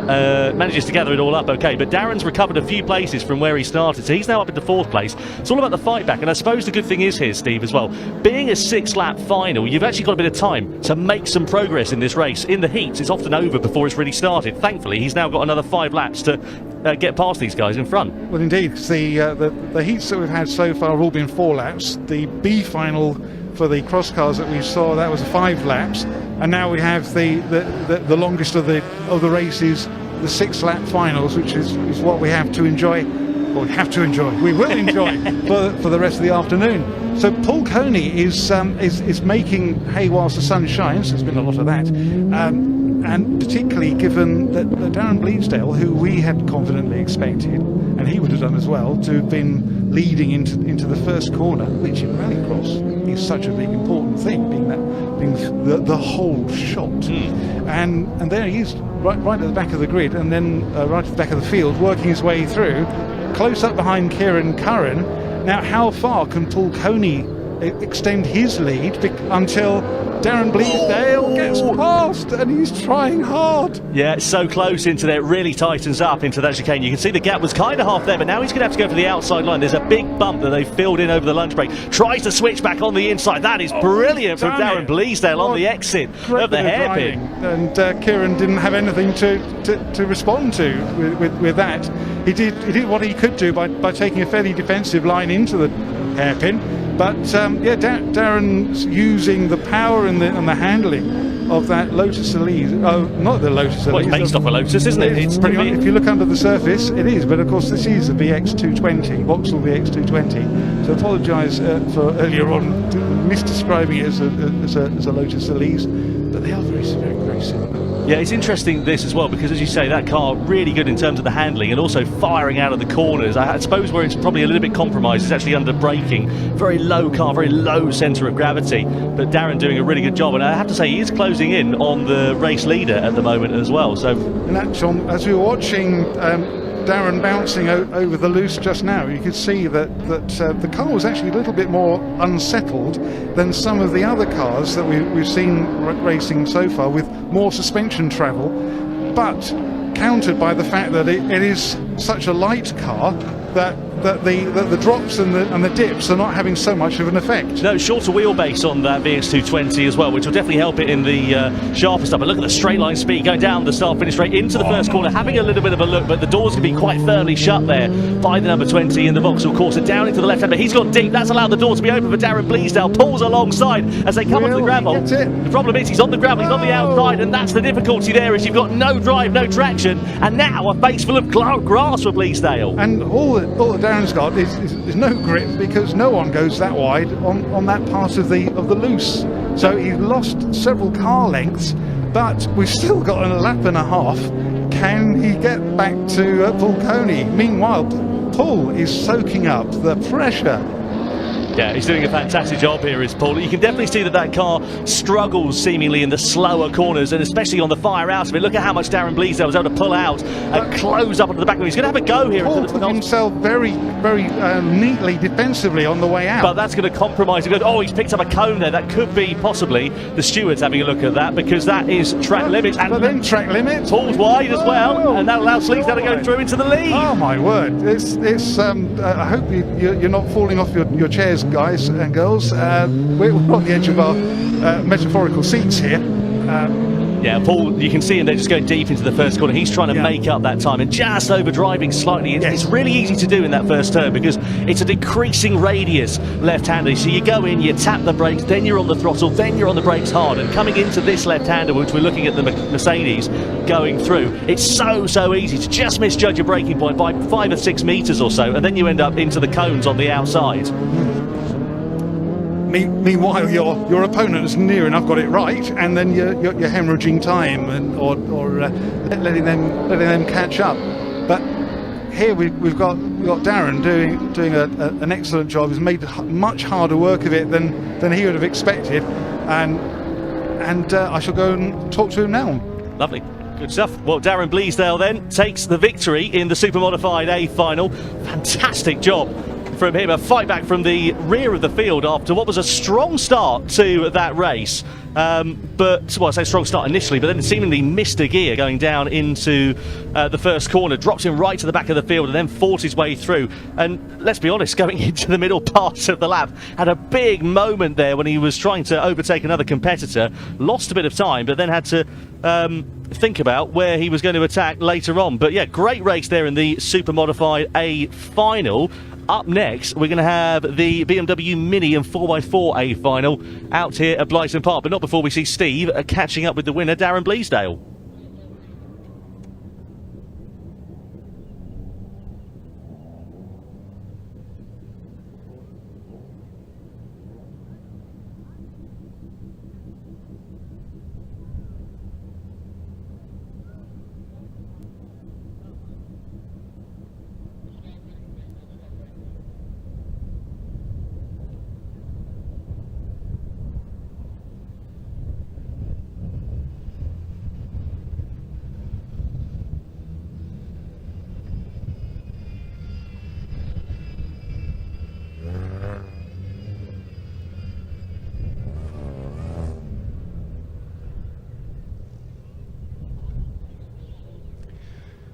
Wow, I think it'll take me a while to recover from that final. That was incredible. But just when you thought it was safe to relax, we have our next final.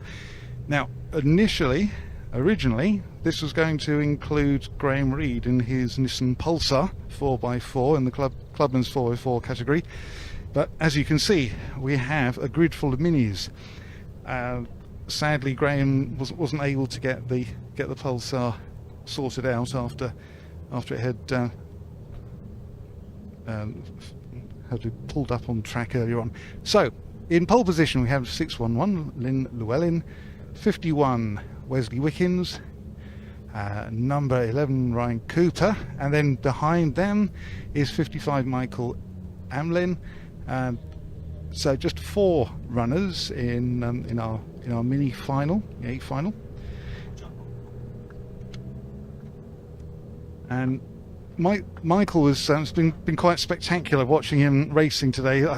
Earlier on, Tom, you mentioned about overdriving. I think sadly Michael had been trying a little bit too hard and overdriving, and consequently just hemorrhaging time left, right and centre. Very easy circuit to overdrive on, this Blyton Park. It's fast and there's big stops at the end of it, so you can just overcook it, like I said earlier on, by a few metres into the braking zone, and that can compromise you because overtaking opportunities at this circuit very far and few in between. Drivers now lined up on the grid, ready to go for a start here in the BMW Mini A final at Blyton Park. Eyes then to the lights. Llewellyn, Wickens and Cooper on the front row, Amlin on the second row of the grid, and let's see what happens down towards that first corner as the revs rise and the lights go out. We go racing. Cooper with a good initial launch there. Very good on that outside, and of course there's a certain advantage of being that far wide, but it looks like Wesley's just knocked his nose ahead. Yeah, and gets the lead, gets the whole shot down in towards that crucial first corner. If you can get a good start and hold the lead through turn 1 and turn 2, you're pretty much away with it, barring any mistakes. So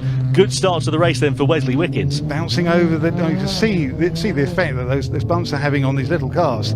Absolutely skyward, clear of the ground completely. Ryan Cooper's wipers working because bonnet's up in the background there. That's Michael Amlin. Yeah, Michael Amlin's bonnet's come up, so clearly a catch has come loose. I don't know if he'll continue on and try and drive through the gap underneath, but no, it's coming to a stop by the looks of things. I've seen many occasions when drivers, including quite recently Ollie O'Donovan, racing his Fiesta with the bonnet up.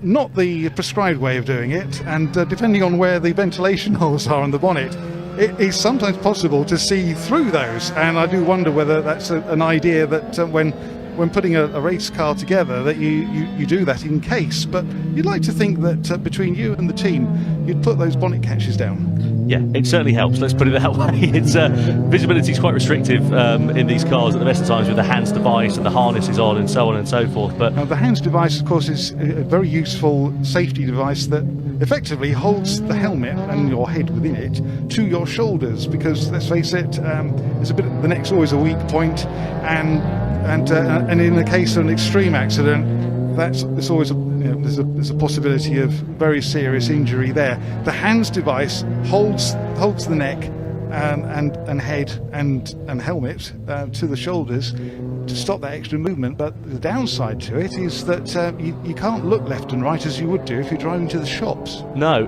absolutely not. Llewellyn there getting up onto three wheels. Pretty common sight you see in these BMW Minis. They're going through, they almost end up tripoding, as you can see, through the fast corners, such as the inertia that they've got, and the actual body roll in these cars is a bit more pronounced than some of the other machines here. You see Michael Hamlin has managed to get going then, despite his further dramas, but that's a good example there of that tripoding through the hairpin. Possibly again because there's not a great deal of suspension movement up and down.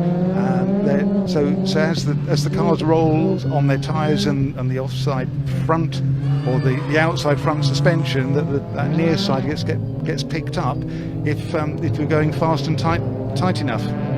Yeah, Cooper coming under pressure here from Llewellyn. Wesley Wickens away with this one. Great start to this race, and on lap 3, comfortable, commanding advantage. No joker laps here at Blyton Park for the drivers to worry about there either. So it's a case of finding your way past on the circuit, and opportunities at Blyton Park pretty far and few in between. Down into the hairpin you can do it, but you have to have a very willing dance partner. The best opportunity is getting a good run through the final 2 corners onto the start finish straight, using that extra momentum. So I reckon Llewellyn is going to be looking for the weak points in Cooper's driving coming into these final couple of corners, and trying to see whether it is all. There's the brakes locking up and tyre smoke coming up as bonnet's coming up again. Llewellyn was, well, once it's popped up once, it's not going to stay down, is it? No. But good for him. Michael's keeping going, and meanwhile, Ryan Cooper's got mirrors full of a yellow Mini with a very determined Lynn Llewellyn at the wheel. Wesley Wickens tries to defy gravity. I feel a song coming on. Yeah. Meanwhile, avoiding cones. I'm sure there's not a song about that. Well, I think they should have had a deterrent for the drivers here, to be honest with you, Steve. £5 a cone for everyone that you knock over. That would have certainly stopped them from knocking a few over here today. I thought it was 5 seconds a cone. Well, to be honest, I'd have ended up having, the amount I took out in my heat earlier, I'd have ended up having to remortgage if it was £5 a cone. But, Wesley Wickens doing a great job. And you see the gap has come down between himself and Cooper. So he's just backing off the pace here and just driving within himself, really. Now, once you've got that lead, brake a little bit earlier, stop taking as many risks. I can't imagine, though, that Lynn Llewellyn's satisfied with third. I've met him and spoken with him enough times to know he's a racer. He loves racing, and that's what he wants to do. He wants the win. Now, these cars such similar performance is difficult when a little bit away from the lead to be able to catch things up. But mistakes happen. We've seen that. Other things happen, like bonnet pins aren't put in and bonnets flying up. Yeah, you see that bump on the dirt there becoming really pronounced now. So it's been getting ruttier and ruttier throughout the day, to coin a phrase, really. And that inside line is the optimum way through there. If you go onto the outside, we see what we saw in the Super Modified final a few minutes ago, that there's just no grip on there. It gets incredibly slick because all of the gravel gets kicked up onto the outside of it. So you've just got no way to get the car turned. But the problem with that on the converse is on the actual racing line, as you saw, the cars bouncing up and down all over the place. They're just... not much in the way of grip when you've got 1-2 wheels off in the air sometimes. And of course, with each time compressing means that the bounces get bigger. Absolutely. Great job from Wesley Wickens then at the end of the BMW A final. Steve's off over to try and chat to Wesley after that victory down in Parc Fermé. Great race from him. Great race also from Cooper and Llewellyn to round out the podium here at Blyton Park. I'm going to have to love you and leave you for commentary for this one, I'm afraid to say, because I've got to get over and get ready for my Production A final in a few moments' time. So I'll hand you back over to Steve. Steve, I'm going to be out in a few minutes' time as we look at Michael Hamlin coming to a rather slow return to the pit lane, unsurprisingly. I suppose it does make a little bit, helps a little bit with work, rather than having to put the bonnet up when you get back to the paddock. He's obviously annoyed with himself, and understandably so. He's not come here, paid his entrance fee, and got the car prepared to then have to compromise his speed so much No. by not being able to see where he's going. No, it is a bit of a problem. Anyway, Steve, I'm going to have to leave you to it because I've got to get ready for my production final. I will just caveat that by saying that I've had a myriad of technical problems all day. We've just replaced the fuel pump. I'll be honest with you, I think that those technical problems are going to continue. I've got a problem with my Civic where I can't rev it over about 6,000 RPM and all the power's at the top end. Spot the race driver. I've got all the He's excuses building lined in up. the excuses before he even started. Typical.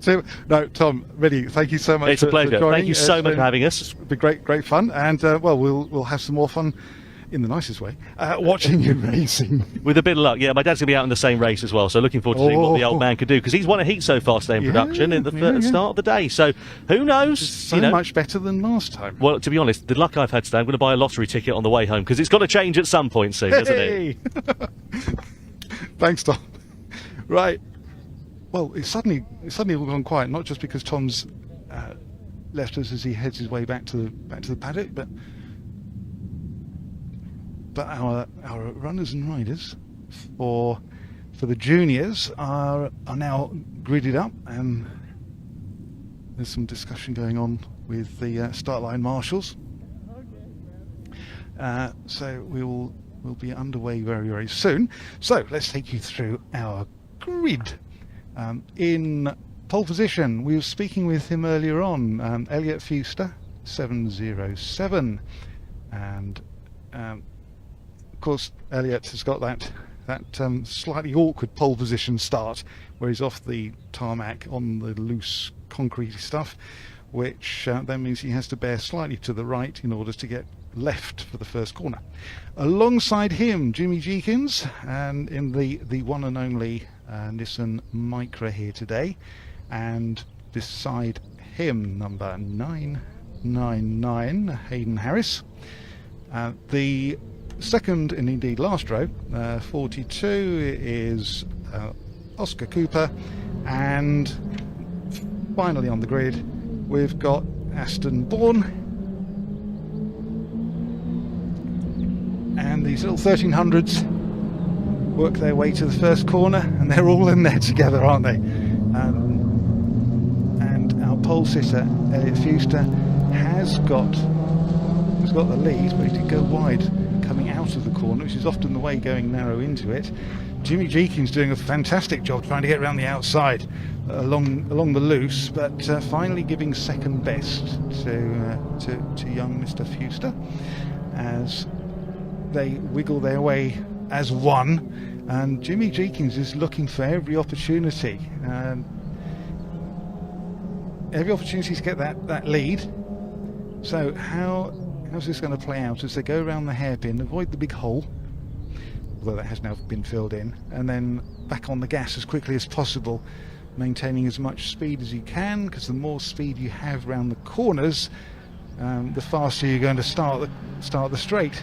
And there we are, the two of them. Look at that. Elliot Fuster clearly under a lot of pressure, just losing a little grip, a little bit of oversteer coming around that last corner as he now enters the second lap, and there's still very little between them. So we have Elliot Fuster in first, Jimmy Jeekins second, Oscar Cooper third, Hayden Harris fourth, Aston Brown fifth. It's still a difficult one to call at this early stage of this 5-lap final. As you can see the effect of these bumps on these little cars, and thankfully Jimmy Jeekins, as all the drivers are firmly held in with their 5-point harnesses to prevent them from leaping through the roof.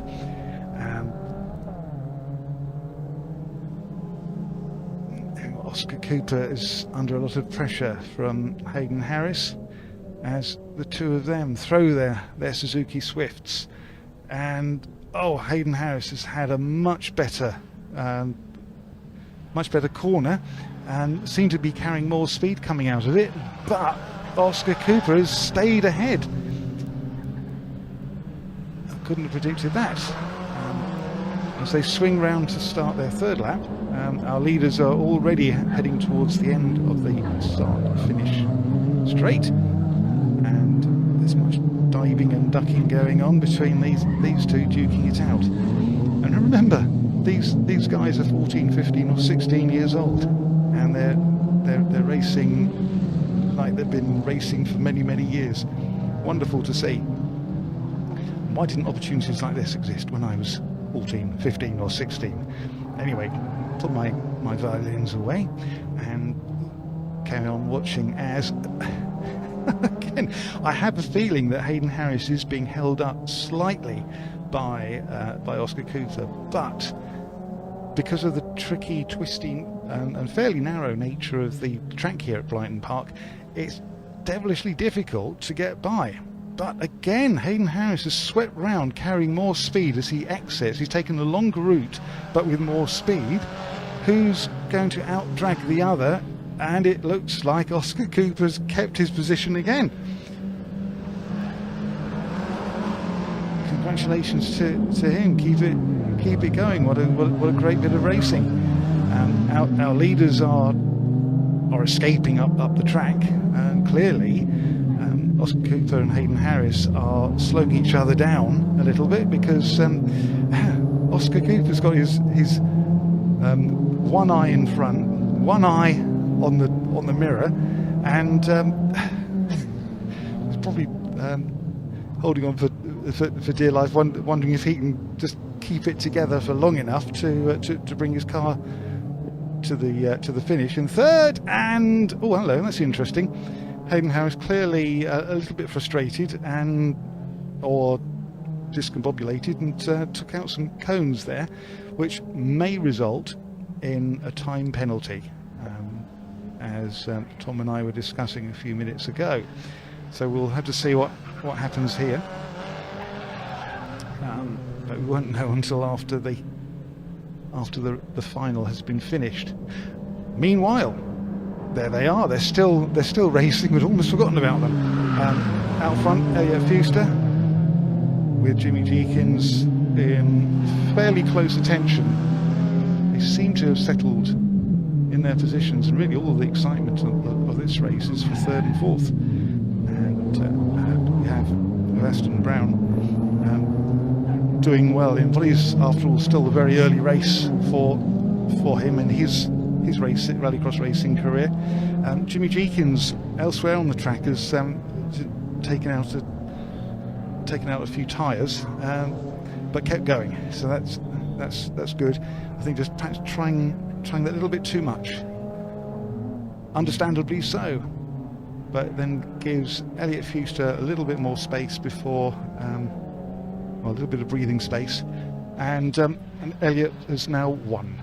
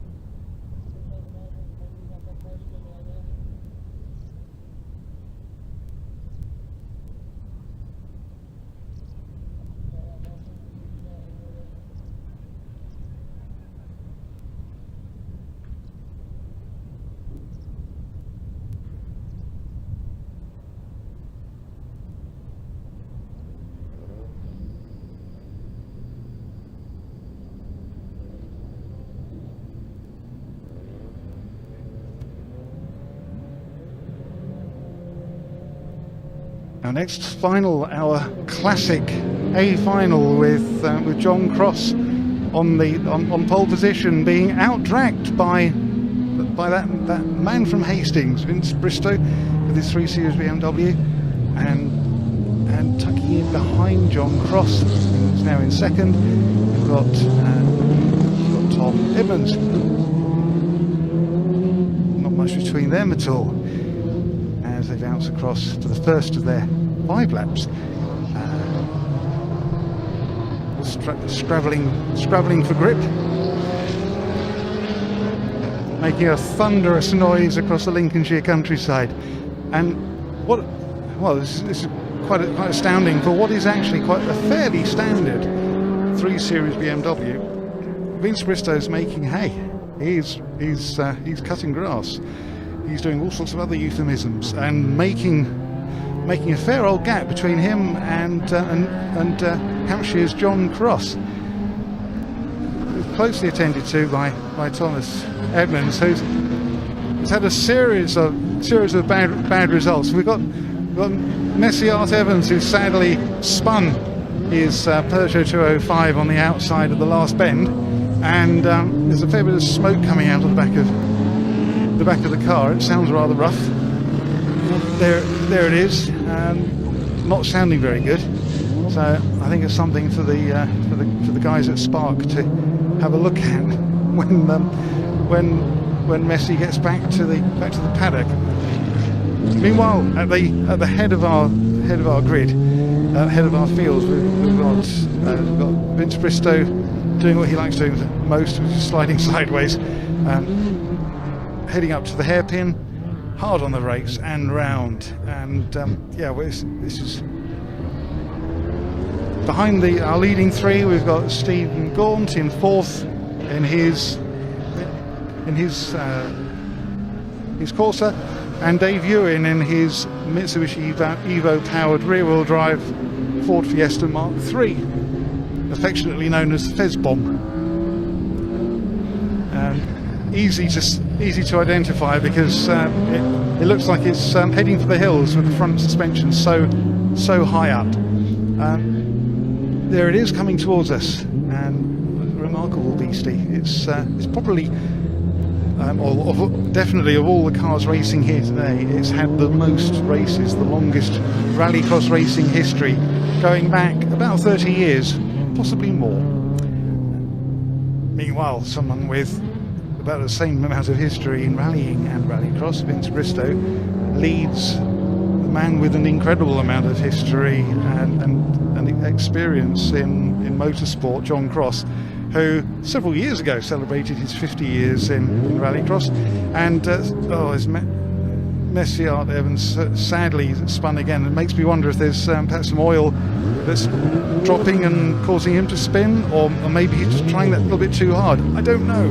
We'll try and find out later on. So as they enter their 4th of 5 laps, the classics have a slightly easier time in the finals than many of the other categories. It's only a 5-lap final instead of 6. And Thomas Edmonds, he wants second, and by golly, he's got it. Excellent driving, and makes me feel very, very pleased for the young lad, because he's had one semi-disaster after another with the car, with various mechanical issues and being in the wrong place on track at the wrong time and being hit by others. So to see him racing this well and catching up with Vince Bristow ever so quickly over this last half lap, and then now look, vying for a lead. Is he going to be able to out-drag Vince? Yes, he is. Good grief! This is excellent.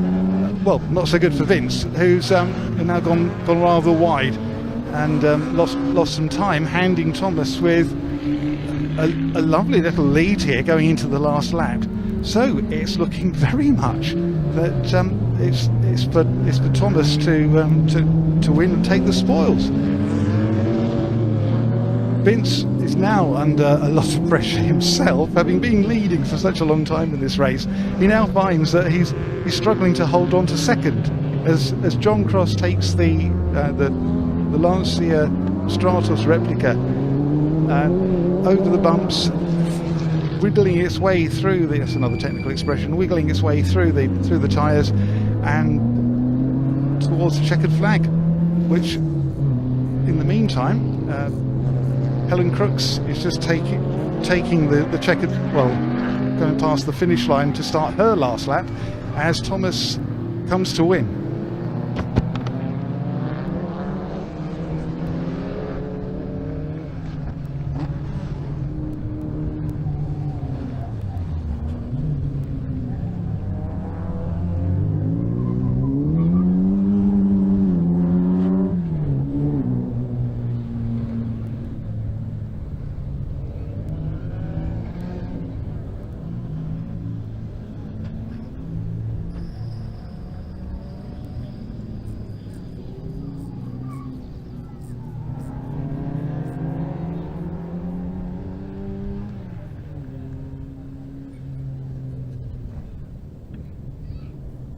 Well, they may be classic cars, they certainly deliver classic racing. As we watch the inimitable and instantly identifiable profile of a proper Alicigonis styled Mini taking the last few corners of round 2 of the BTRDA Clubmans Rallycross Championship here at a very sunny and warm Blyton Park. Well done for all involved. Stunning race. Round of applause as Helen makes her way off the track and into the paddock. My word, excellent, excellent.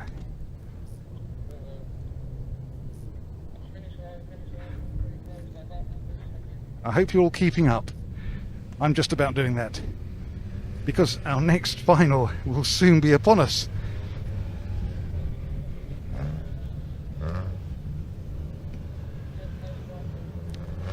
And it's the production boys and girls.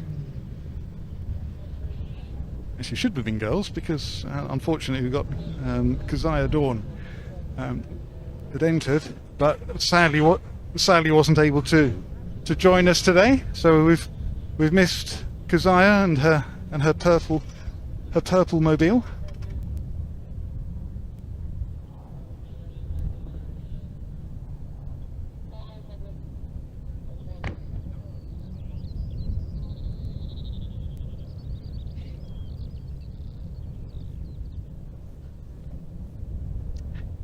So, taking up pole position, number 1, our current BTRDA overall champion, Mr. Alex Fletcher. Alongside him, his long-time fellow competitor, I was going to say nemesis. That suggests something that's not so good, not so positive. Martin Peters in 626, the Citroen Saxo, alongside him in the middle of the front row, and it's good to see. Martin's been ever so successful over many years with campaigning this little 3-door hatchback, and has had many a good old many a ding dong with Alex Fletcher. We have we've got Neil Brooks nearest to us in the second row.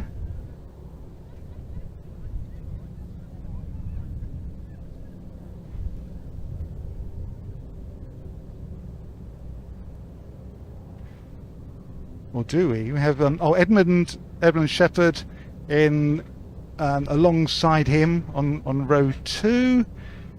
We then have Ben Flynn in on his own on row 3, and 998 is Andy Harris, and keeping him company on that back row of the grid is Finn Vaught in the orange Saxo. It does mean that we seem to be missing Tom Brooks, 332. Ah, indeed we are missing him. He's got as far as the paddock, and by the exit to the paddock, he is just getting back into his car as Messi Art Evans comes back in, towed back into the paddock behind the tow truck. And the question then, okay, so Tom Brooks is getting his helmet and hands device on, and the question remains whether he will be allowed to join the grid in his allotted position. I hope for his sake that he is.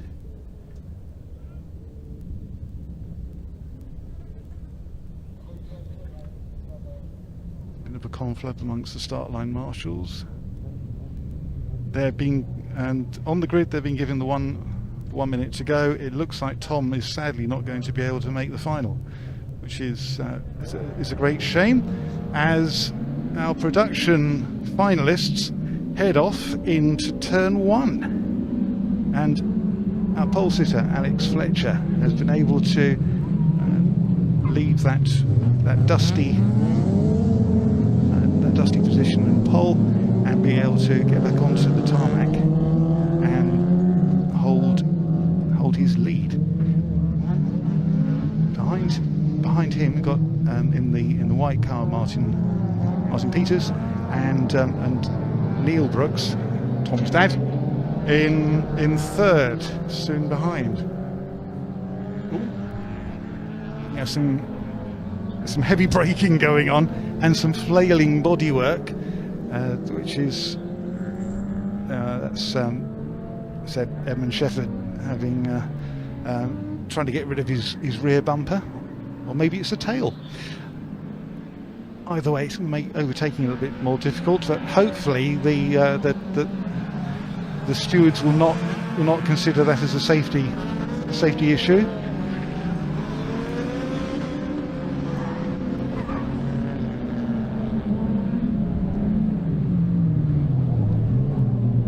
Now a little bit of track limits going on there, by the looks of it.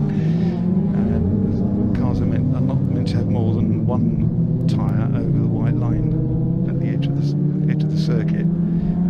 Although two seems to be fairly commonplace, so we'll let the stewards sort that one out. Goodness me, see how rough that was, throwing the Civic R off track and maybe out of gear or throwing the ignition or something, but it's managed to get it fired up again and rejoin at the very back of the field. What poor luck. It's Finn Vore with that very smart looking Saxo, which of course used to be commonplace in rallycross in this production class. Most cars seem to be the BTR or BTS versions, or their Peugeot equivalent. And Finn was telling me earlier on today, this is having had a season or two of autograss racing, and which he thoroughly enjoyed, but found it incredibly expensive to put a car together and keep it together, and has found that this, his first season in rallycross, has been great value for money and a lot of fun. And that's despite the first two heats this morning not being able to actually finish due to fueling problems when the fuel line came off and the engine was then starved of go-go juice. So, as we have seen a few times over recent years, we've got the dynamic duo of Alex Fletcher in his Wera Tools Loughborough College supported Civic Type R, and Martin Peters in his Saxo. All that's really missing is Mark Henry in his Alfa Romeo 147, and we've got the three amigos. But Mark, speaking with him earlier, Mark's pretty much taking the whole of this year out to concentrate on family and work, and anticipates going up from production into modified or even super modified, depending on how time and cash work. Yes, those horrible four-letter words, time and cash. There never seems to be enough of both. Sometimes there's not enough of either. So Martin Peters putting Alex Fletcher under extreme pressure again. It's a difficult one to call. They've still got just over a lap of this final to go, and Alex just has that slight edge. But one mistake, as we've seen before, one mistake is all that's needed. So I dare say, and I know Alex quite well these days, I dare say he's just willing that checkered flag to come out in front of him. But he's now less than a lap from the end of the race. Meanwhile, there's more for us to enjoy as our leaders hit the brakes hard, turn that ever increasingly tight left first corner to then go onto the loose. And while further back, opportunities to overtake perhaps amongst the Saxos. Again, one mistake and places change so quickly. Martin Peters now within a car length, or slightly more now, but really there's nothing in it, and putting Alex Fletcher under extreme pressure. Goodness me.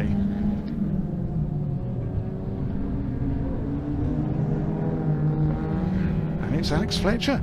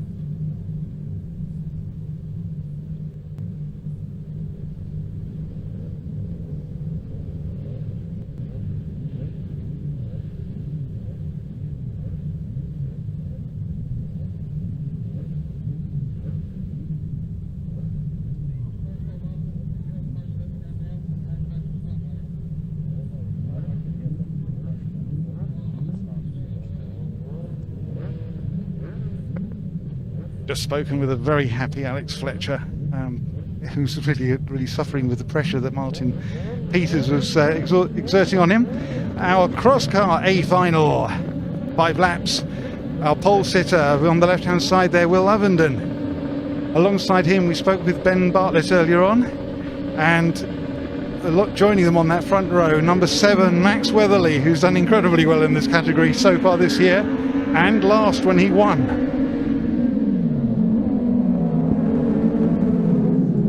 Like our leaders are holding position around the first corner, but with such a busy, such a busy grid, busy field. Well, we've got one of the cross cars riding on just its rear wheels.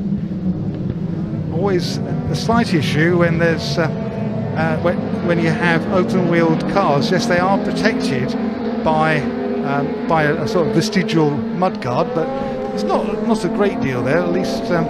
At least everyone escaped that particular drama, and our leader is Max Weatherly from Will Ovenden, with Ben Bartlett in third. No, he's not. He's lost third.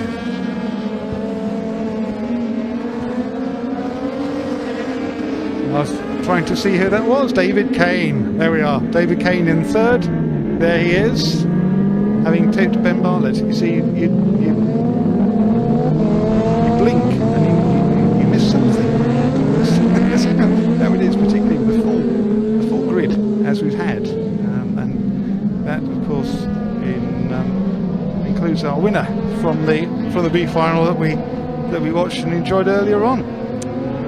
We have a spinner in the background, and the yellow flag's immediately out. Thank you, marshals, doing your job very efficiently, and though thankfully I think because everyone else has gone past, by the time our leaders get around to that point in the next lap, that particular obstacle, the spun cross car, will have gone. Meanwhile, Max Weatherly doing the best he can to put as much distance between himself and second position sitter Will Ovenden, and Ben Bartlett challenging for third and getting it briefly before conceding it as he and David Kane go round almost as one. So little in it, and again you can see the suspension working hard over those bumps. There's more suspension travel on these cross cars than there is on several of the saloon-based cars that we've seen racing here today so far. Amazing how quickly they accelerate and brake and change direction. There's so much power that these little buggies have that it's quite possible to spin them within their own length. So Max Weatherly wraps up another lap in the lead, and he's holding Will Ovenden. It's not got any closer this last lap, which I expect is part of the game.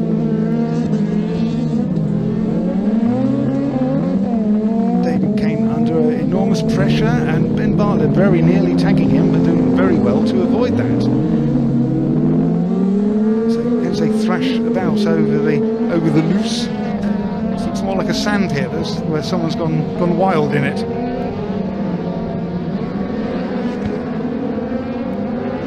Nose goes down under braking, steering with the throttle, as Tom beautifully described for us earlier on this afternoon. Heading into that hairpin, accelerating as quickly as possible, but there's not much to be made from either of them because they're so similar. Max Weatherly gets the win.